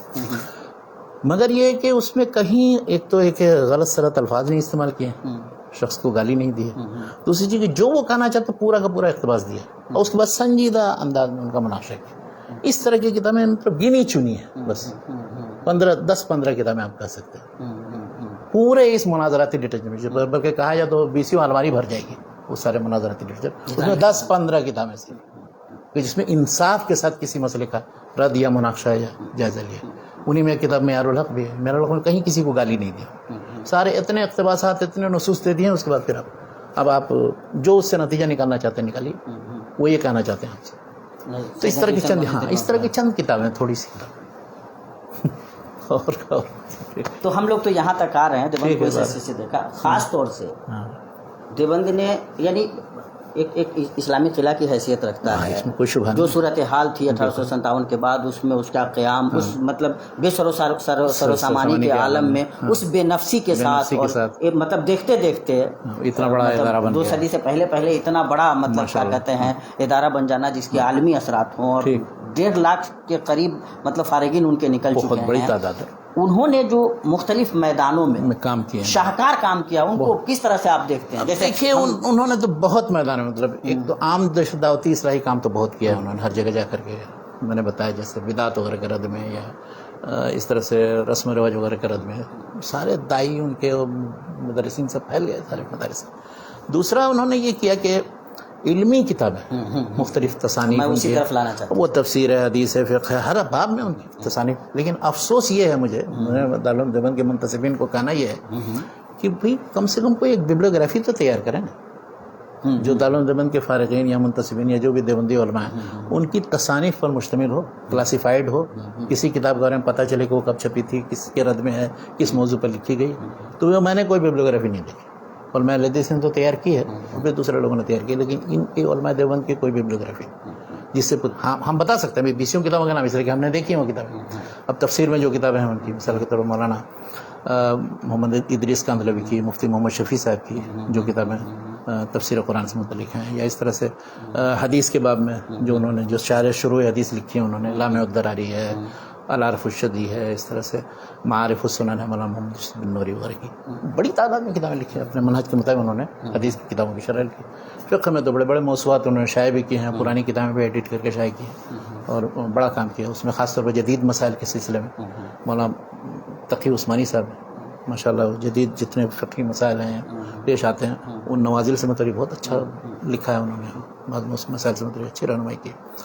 احکام قرآن پر ان کی کتابیں ہیں. اس طرح سے تاریخ اور مولانا حفظ الرحمان سیوہاروی تھے، اب انہوں نے وہ ایک کتاب جو قصص القرآن لکھی، بے نظیر کتاب ہے. اور اسی طرح ان کی ایک کتاب اسلام کا اقتصادی نظام. ان کے فارغین میں اصل میں مطلب ان لوگوں نے جدید لٹریچر تیار کرنے میں اس طرح سے جس طرح سے ندوۃ العلماء کے فارغین نے اتنا حصہ نہیں لیا، لیکن پھر بھی جتنا کام کیا بہت حد تک درست ہے. اس لیے کہ یعنی ندوہ کے فارغین نے مثال کے طور پر دارالمصنفین قائم کر کے وہاں سے ماشاء اللہ تاریخ وغیرہ پر دوسرے فنون بہت کتابیں. لیکن دیوبند کے بارے میں بھی یہ کہا جا سکتا ہے کہ ان کے فارغین، اس میں مولانا مفتی عتیق الرحمن عثمانی، مولانا سعید احمد اکبر آبادی جو قدیم و جدید دونوں کے جامع تھے، اور بہت کم لوگ ایسے ہیں کہ دیوبند کے فارغین انہوں نے جدید تعلیم بھی حاصل کی. تو مولانا سعید احمد اکبر آبادی ان لوگوں نے اب وہ برہان نکلنا شروع کیا، ندوۃ المصنفین جو قائم کیا. ندوۃ المصنفین سے جتنا لٹریچر شائع ہوا تو اس کو پیش کیا جا سکتا ہے، نہیں دارالمصنفین کے مقابلے میں ندوۃ المصنفین کا، اور بڑا اچھا مطلب کام کیا اس میں. اور اس میں بھی وہی عام علمی اور سنجیدہ انداز میں مختلف مسائل پر کتابیں شائع ہوتی تھی، کوئی مناظرانہ لٹریچر نہیں چلتا. خود دارالعلوم دیوبند میں بھی ایک شیخ الہند اکیڈمی کے نام سے قائم ہے، لیکن اب میں نے ان کی بعض کتابیں دیکھی ہیں، وہ یہ کر رہے ہیں کہ چھوٹی چھوٹی کتابیں ان کو لمبے لمبے حواشی ڈال کر کے وہ زخیم موٹی موٹی بنا دیتے ہیں. اگر وہ کم سے کم یہ کریں، یعنی میرا ایک مشورہ ہے، اللہ عالم اگر ایسا کر دیا تو بہت اچھی بات ہے، وہ یہ کہ مولانا قاسم نانوتوی صاحب کے جتنے متفرق رسائل ہیں ان کو موضوعاتی ترتیب سے 3-4 جلدوں میں شائع کر دیں مجموعات میں. ہاں یہ میں نے نہیں دیکھا. میں چاہتا ہوں ایک صاحب کو ہم نے ہمارے دوست جو شجاع الدین صاحب کراچی میں، ان سے میں نے کہا کہ بھائی کہا کہ وہ ان کے تو رسائل کا مجموعہ بہت ہیں، اب کچھ مذہبی ہیں، کچھ اور دوسرے ہیں، کچھ مناظرہ. میں چاہتا تھا کہ انہوں نے جو غیر مسلموں کے رد میں جو چیزیں لکھی ہیں یا پھر غیر مقلدوں کے رد میں جو چیزیں لکھی ہیں ان سب کا پتہ چلے ہمیں، لیکن وہ اکٹھا ہے نہیں. تو یہ لوگ ذرا سا اس سلسلے میں بہت زیادہ یعنی محنت بھی یا اس طرف توجہ نہیں دیتے. جس نے جو چیز چھاپی اب طلباء سے اہل علم سے پوچھے تو وہ انہی کتابوں کو جانتے ہیں جو پڑھتے پڑھاتے ہیں بس، جن سے وہ خطبہ دے سکتے ہیں یا کہیں فتویٰ دے سکتے ہیں بس.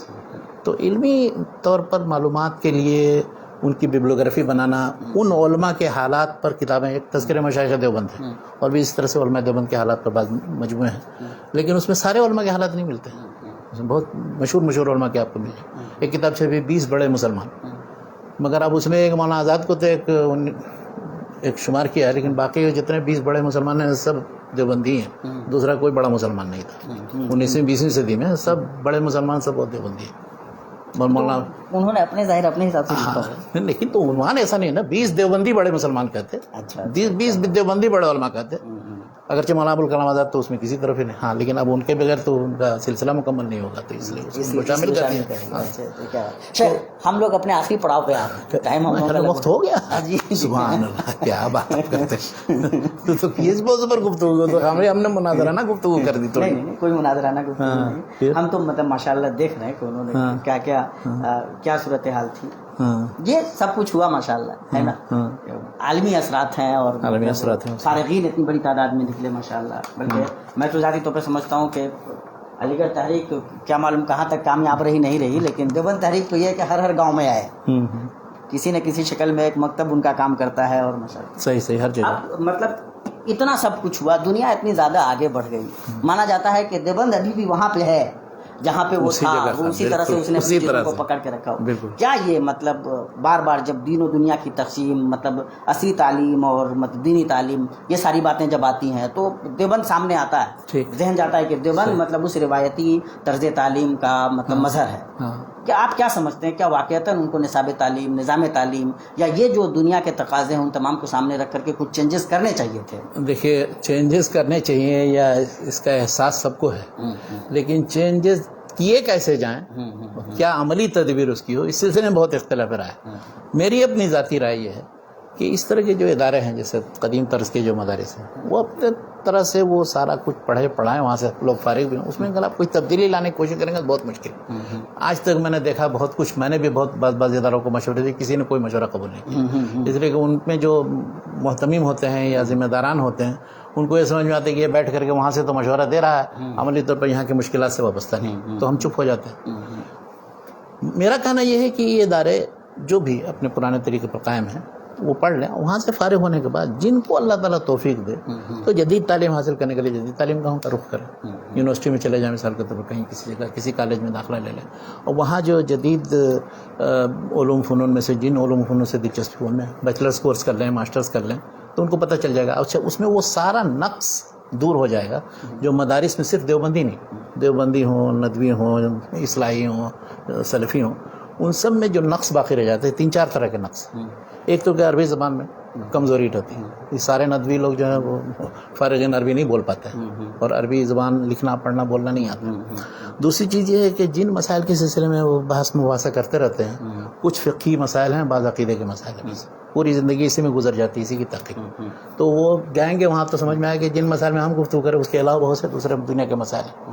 تیسری چیز ہے کہ گفتگو کے آداب، یعنی مخاطب سے ہم کیسے گفتگو کریں، اپنی بات کیسے پیش کریں، اس کا سلیقہ آئے گا وہاں پر جائیں گے آپ یونیورسٹی کے اندر جو ڈیبیٹ میں شریک ہوں گے۔ اچھا، چوتھی چیز یہ ہے کہ وہاں جا کر کے آپ کے پاس کوئی ایسی سند یا سرٹیفکیٹ ہو جائے گی کہ جس کی بنیاد پر آپ کہیں کسی جگہ کسی کام کے اہل بن جائیں گے، جو یہاں مدارس کے سرٹیفکیٹ سے آپ نہیں کچھ کر سکتے، تو بہت سے فوائد ہیں۔ اچھا، اسی طرح سے ابنائے وطن جو ہیں، جب چاہے وہ ہندو ہوں، سکھ ہوں، دوسرے، ان کے بارے میں یا خود مسلمانوں کے جو مختلف مکاتب فکر کے جو الگ الگ لوگ الگ الگ اپنے اپنے مدرسے سے نکلتے ہیں اور وہ ذہن رکھتے ہیں، پورے زندگی اسی ذہن پر قائم ہے، تو وہاں جب ملیں گے، آپس میں گفتگو کریں گے، انٹریکشن ہوگا، تو اس سے فائدہ یہ ہوگا کہ سب ایک دوسرے کو سمجھیں گے، وہ جو دشمنی اور عداوت والی کیفیت ہے وہ ختم ہو جائے گی۔ اور اسی لیے آپ دیکھیں اکثر جو یونیورسٹی میں چلے جاتے ہیں یا پڑھتے ہیں یا وہاں ماسٹرز ایم فل وغیرہ پی ایچ ڈی کرتے ہیں، تو ان لوگوں کا ذہن تھوڑا سا کھل جاتا ہے، چاہے وہ دیوبندی ہو، بریلوی ہو، اہل حدیث ہو، وہ پھر اس کے بعد وہ جذبہ نہیں رکھے گا جو وہاں کے علماء وہ پڑھانے والے اور مدارس کے اندر جو بند ہیں وہ رکھتے ہیں۔ تو ان ساری چیزوں کو دور کرنے کی یہی میرے نزدیک تجویز ہے کہ ان کو جدید تعلیم کی طرف، یا پھر یہ کہ کوئی برج کورس ہو ایسا کہ ان کو ان یونیورسٹی میں داخل ہونے کے لیے کوئی سہولت فراہم کی جائے، علی گڑھ مثلاً ہے یا جامعہ ملیہ وغیرہ یا دوسرے ادارے، وہ ان کو جو ہے موقع فراہم کریں اور ان کے لیے جن چیزوں کی لوازمات کی ضرورت ہے وہ انہیں مہیا کریں۔ تو یہ ہے بہت زیادہ نصاب تبدیل۔ دیکھیے، نصاب میں اصلاح کا کام وہ شبلی کے زمانے سے لے کر کے آج تک ہو رہا ہے۔ میں نے دیکھا کہ وہ صرف ایک کتاب کے بجائے دوسری کتاب رکھ دیتے ہیں، اس کا کچھ فائدہ نہیں ہے، جذری تبدیلی نہیں ہو سکتی ہے، مدارس جس انداز میں قائم ہیں۔ لیکن ایک اس کے بارے میں میری تو یہ رائے کہ آپ فارغ ہو کر کے آپ جدید تعلیم گاہوں کا رخ کریں، لیکن بہت دن تک یہ جتنے ادارے ہیں الحمدللہ اتنا عرصہ تقریباً 200 سال کے قریب ہو جائے گا، 170 سال ہو گئے، تو یہ سلسلہ بہت دن تک دراز نہیں ہوا۔ موجودہ جو صورتحال ہے برصغیر کے اندر، چاہے وہ ہندوستان ہو یا پاکستان ہو، بنگلہ دیش، ان میں ان سارے مدارس پر شکنجہ کسا جا رہا ہے۔ ان میں جب تک کہ حکومت کا وہ نصاب جو مقرر ہے وہ آپ نہیں قبول کریں گے، آپ کو طرح طرح سے تنگ کیا جائے گا، پریشان کیا جائے گا۔ اب اگر آپ اس میں ثابت قدم رہے جیسے آج تک ثابت قدم رہے تو بہت بڑی بات ہے، لیکن بہت مشکل یہ ہے کہ جب تک کہ اس نصاب کو آپ نہیں پڑھائیں گے یا کچھ نہ کچھ قبول نہیں کریں گے، اس لیے کہ بہت بڑا فیکٹر یہ تھا ان مدارس کے باقی رہنے کا کہ ہم نے سرکاری مدد نہیں لی تھی، لیکن وہ بورڈ والے مدرسوں کا حال دیکھ لیجیے، جنہوں نے سرکاری طور پر تنخواہ لی ہے، مدد لی ہے، کیا حال ہے، وہ سب وہی نصاب پڑھانا پڑ رہا ہے اور پریشان ہے سب۔ اور وہاں پھر اس کے بعد بورڈ کے مدارس میں تعلیم کا کیا حال ہے، دین کا کیا حال ہے، دینی تعلیم کا کیا حال ہے۔ تو اس لیے ان لوگوں کو اگر ثابت قدم رہتے ہیں تو بہت اچھی بات، اور اگر نہیں ثابت قدم رہے تو پھر یہ ان میں سے بہت سے مدارس تقریباً وہ ختم ہو جائیں گے۔ 25 سال 20 سال کے اندر میں دیکھ رہا ہوں کہ وہ باقی نہیں رہیں گے، الا کہ اپنے اندر کوئی ایسے رغبت دینے والے عناصر نہیں داخل کر لیتے ہیں۔ صرف نظام تعلیم نصاب تعلیم تبدیل کرنے سے نہیں، یعنی وہاں جو طلبہ یا اساتذہ کا جو رجحان ہوتا ہے، یعنی اچھے اساتذہ کو آپ بارہ کر کے کیوں نہیں لاتے ہیں، لیکچرز کیوں نہیں دلاتے؟ یہ میں نے کسی مدرسے میں نہیں دیکھا، جبکہ یونیورسٹی میں یہ سب ایک یونیورسٹی سے دوسری یونیورسٹی میں جا کر کے وہ کرتے رہتے ہیں، تو کیوں نہیں یہ کرتے؟ یہ کریں نا، مطلب اس طرح سے ایک دوسرے سے تلقیح یا تلاقح جب ہوگا تو فائدہ ہوگا لوگوں کا۔ جدید تعلیم گاہوں سے لوگوں کو بلائیں، وہاں لیکچر دلائیں، ان سے ڈیبیٹ کرائیں, اپنے لوگوں کو اساتذہ کو بھیجیں وہاں یونیورسٹی میں لیکچر دینے کے لیے اور بتانے کے لیے, سمجھانے کے لیے. اب مختلف شعبوں میں, یہ نہیں کہ صرف بس وہ عربی یا دینیات کا شعبہ یہاں سے وہاں گئے, وہاں سے وہاں آ گئے. مختلف جو سیاسیات ہیں, اقتصادیات ہیں, عالم اسلام کے حالات ہیں, یا تاریخ پر ہے, یا ادب پر ہے, یا فلسفے پر ہے, یا سائنس سے متعلق مختلف مسائل ہیں, انٹرنیشنل جو مسائل, ان سب مسائل سے متعلق داخل ملک بھی اور خارج ملک بھی مختلف جگہوں پر جائیں اور آئیں, بلائیں ان کو. تو یہ نہیں کرتے. اب وہ سیمینار بھی مثلا مثال کے طور پر کانفرنس بھی کریں گے تو کیا کریں گے, علماء کی ایک بھیڑ جمع کر لیں گے, تو وہ تو اپنے ہی آپ ہم جیسے اپنے ہی مکتب فکر کے لوگوں کو اکٹھا کر لیں. اس کا کیا اثر پڑے گا دوسرے, ہم تو جانتے ہی تھے ان چیزوں کو, ہر ایک کو ایک دوسرے سے واقفیت. ہونا یہ چاہیے کہ سارے مکتب فکر کے لوگوں کو آپ اکٹھا کریں اور غیر مسلموں کو بھی لائیں, اور مختلف میدان کے جو متخصص ہیں ان کو لائیں, تب انہیں بتائیں گے تو اچھا آپ لوگ یہ کام کر رہے ہیں, ہمیں آج پتہ چلا, یہ پتہ چلا. تو یہ نہیں کر رہے ہیں مدارس والے, تو کیا کریں گے. یعنی یہ سمجھیے کہ الگ سے انہوں نے ایک اپنا ادارہ کھینچ لیا ہے, اس میں رہ کر کے وہ زندگی گزار رہے ہیں اور دنیا میں ہیں, ان کو اپنے اس دائرے سے باہر کا کچھ علم ہے. تو یہ صورتحال کو بدلنے کی ضرورت ہے, مدارس قائم نہیں, اکثر مدارس ختم ہو جائیں گے. تحریک دیوبند کے بارے میں آخری نوٹ شیخ آپ کی. آخری نوٹ یہ ہے کہ یہ بہت بڑی اور اہم تحریک تھی, بلکہ دینی اعتبار سے کہا جائے اور مدارس کے لحاظ سے, تعلیم کے لحاظ سے تو سب سے بڑی تحریک اور سب سے مؤثر تحریک 19ویں صدی سے لے کر کے 20ویں صدی اور 21ویں صدی میں آنا بھی. اس سے بڑی کوئی تعلیمی تحریک کہ جس میں مسلمانوں کے تعلیم اور نظام تعلیم اور نصاب تعلیم اور ان کے جو روایات کو باقی رکھنے کے لیے کوئی شروع کی گئی, اس سے بڑی کوئی تحریک. یہ مختصر یعنی یہ پلس پوائنٹ ہے ان کا. لیکن کیا مطلب یہ آپ محسوس کرتے ہیں یا مطلب کیا کہتے ہیں, نہیں جس طرح میں جانا چاہتا عالم اسلام کا کوئی شخص بھی اگر وہاں جائے اور دوسرے سارے مدارس کا جائزہ لے, وہاں جا کر کے دیکھے, اس کو ہر ایک کو محسوس ہوگا.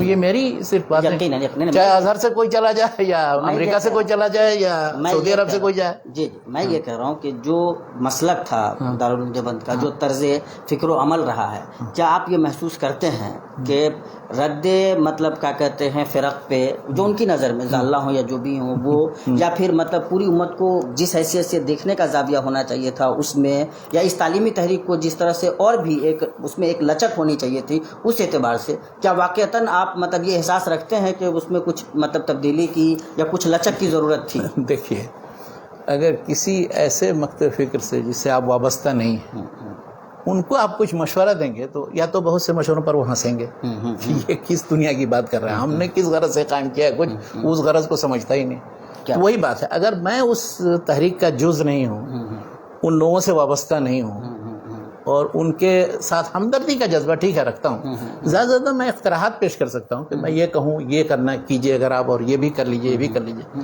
ان کی زیارت بھی کروں گا, گیا بھی ہوں میں وہاں کی لائبریری سے استفادہ کیا. اس کی لائبریری ماشاءاللہ بہت ریچ لائبریری, ماشاءاللہ بہت بڑا مخطوطات کا مطبوعات کا ذخیرہ.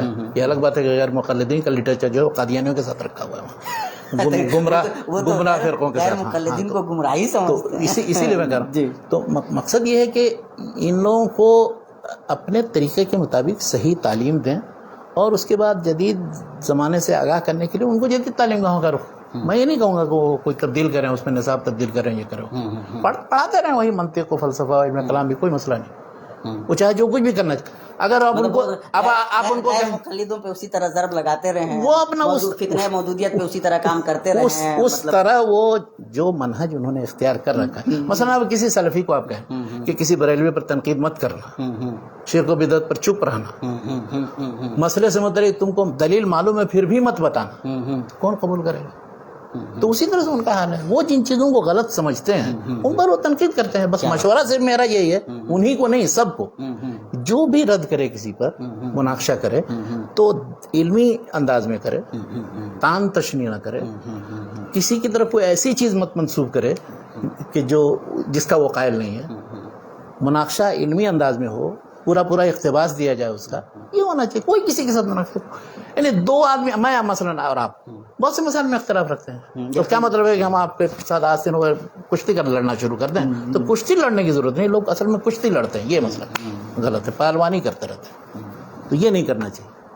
علمی انداز میں ہمیشہ بحث و مناقشہ کا دروازہ کھلا قیامت تک کے لیے. یہ جو شیخ آپ کو لگتا ہے کہ آنے والے 10-15 سالوں میں 20 سالوں میں اس طرح کے جو ادارے ہیں ان کے لیے ٹھیک پانا بڑا مشکل ہو جائے گا, کیا آپ دارالعلوم دیوبند کو بھی اسی دارالعلوم دیوبند بہت بڑا ہے اور انشاءاللہ کافی مسائل و مشکلات جھیلتے ہوئے آج تک قائم ہے, اور سارے ادوار سے گزر چکا ہے، انگریزوں کے تسلط سے لے کر کے اور آج تک، اور بلکہ ملک کی تقسیم بھی دیکھ چکا.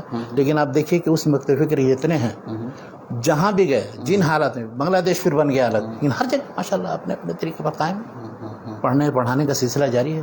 بلکہ ایک میں نے دیکھا بنگلہ دیش میں ایک آدمی نے یا کسی طالب علم نے جو شاید پاکستان میں پڑھتے تھے، وہ پورے سارے علماء حنفیہ جتنے رہے ہیں امام حنیفہ کے زمانے کے بعد سے لے کے آج تک، ان کے حالات پر پتہ نہیں کتنی جلدوں، 25-30 جلدوں میں ایک موضوع تیار کیا. کیا بات ہے، سبحان اللہ. تو وہ کر رہے ہیں لوگ کام. اسی طرح سے ان میں سے ایک نئے پروجیکٹ بنا ہے مولانا محمد تقی صاحب نے، تقی عثمانی صاحب نے، یہ ساری حدیثیں جتنی ہیں ان سب کو جمع کر کے ان کا ایک نمبر اور انٹرنیشنل نمبر لگا کر کے مجموعہ تیار کیا. تو صرف پہلے حدیث ہی نہیں، حدیث کا کام کر رہے ہیں، وہ بھی کر رہے ہیں. وہ بھی بڑے انداز میں فقہی مسائل سے متعلق موضوعات تیار کریں، اسلامی فقہ اکیڈمی قائم کی مثال کے طور. تو دیکھیے اس میں مختلف مسائل جدید نوازل سے متعلق ان پر گفتگو ہوتی رہتی. تو ہر ایک اپنے اپنے انداز میں کام کر رہا ہے. بس یہ کہ آپس میں مسلمانوں کو انما المؤمنون اخوہ کی جو تعلیم دی گئی ہے، چاہے جس مکتب فکر سے وابستہ ہو، یہ تصور ہو کہ دوسرے مکتب فکر کا آدمی وہ بھی ہمارا بھائی ہے، لا الہ الا اللہ محمد رسول اللہ کا قائل ہے. اب اگر اس کے اندر کسی طرح کے کم یا زیادہ گمراہی ہے تو اس کو ٹھیک کرنے کی، اس کی مثال ایسے ہے جیسے کوئی ڈاکٹر ہو. اب کسی بیمار کو وہ کہیں بیوقوف کہیں کہ وہ تم نے یہ بد پرہیزی کی، یہ کیا، وہ کیسے تمہیں یہ بیماری لائے. اس کا کام یہ کہ اب بیمار ہو گیا ہے تو اس کو علاج اس کا کیسے کرے. بس یہ نہیں کہ اس کو پھٹکارنا شروع کر دے، اس کے بعد گالی، تمہارا ہم علاج نہیں کرتے، تم کون، یہ اس طرح سے تم کو میں نے کہا تھا پھر ویسے ہی تم نے کیا. یہ طریقہ صحیح ہے.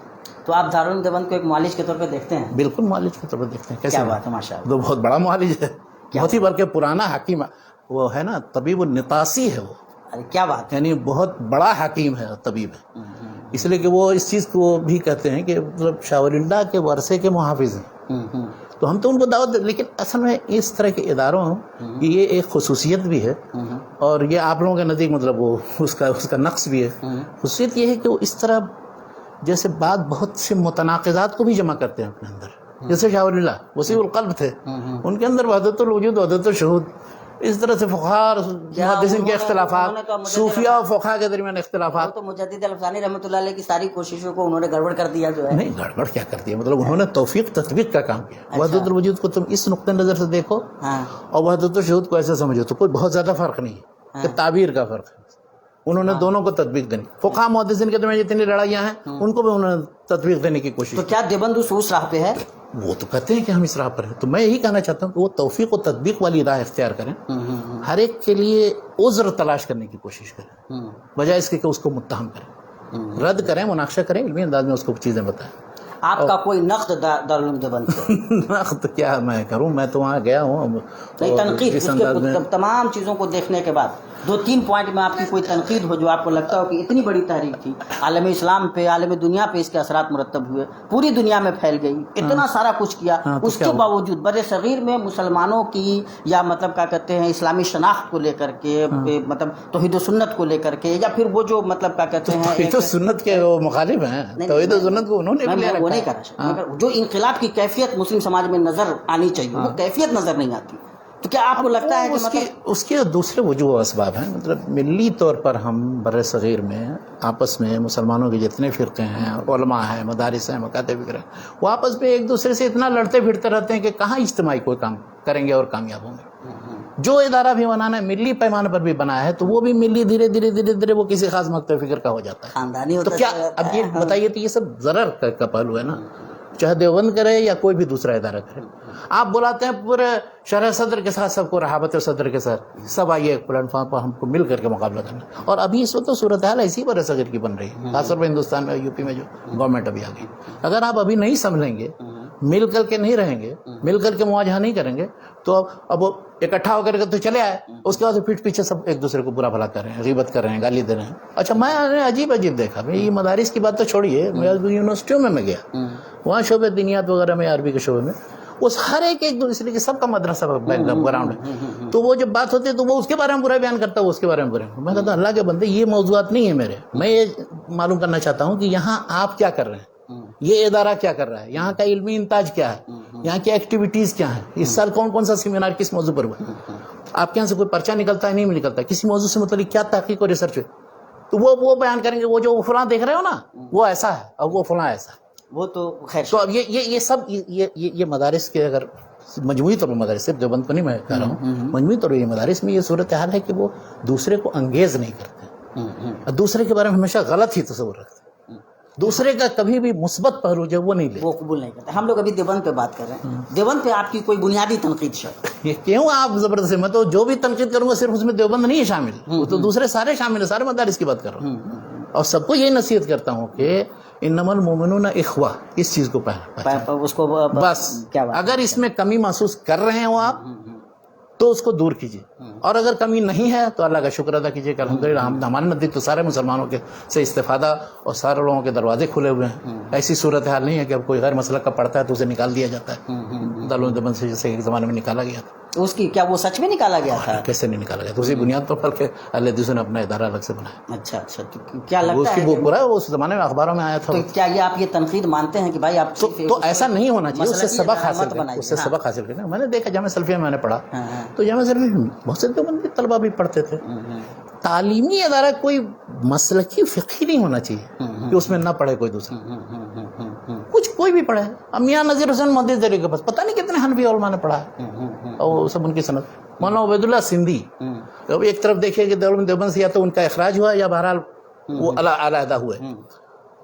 وہ میاں نذیر حسین صاحب کے شاگرد تھے اور ان کو شیخ الاسلام کہتے ہیں. ان کی کتاب ہے التمہید لائمۃ التجدید، اس میں دیکھیں ان کو بڑا ان کا ذکر خیر کرتے ہیں اور بہت زیادہ فخر ہے ان کو کہ ہم نے سند کا، اور بس بڑے بڑے حنفی علماء نے ان سے پڑھا. تو تعلیم گاہ کو اس طرح سے تنگ نظر نہیں ہونا چاہیے کہ آپ دوسرے کو نہیں. پہلے دیکھتے ہیں کہ وہ جو ہے نہیں، بعض مدارس میں ہے کہ فلاں کو تم کافر، فلاں کو کافر، فلاں کو کافر قرار دیتے ہو تب تمہارا داخلہ ہوگا. بعض مدارس میں ہے برے صغیر. سبحان اللہ. ہاں میں نام نہیں لینا چاہتا. یا مثلا بعض مسجدیں ایسی ہیں کہ کسی مسئلے پر آپ نے عمل کر لیا تو مسجدیں دھوئی جائیں گی، اور تو اب الحمدللہ بہت حد تک لوگ سمجھ گئے ہیں اور یہ سب صورتحال اب کم ہو گئی ہے. تو مسلمانوں کو آپس میں مل جل کر کے رہنے کی ضرورت ہے.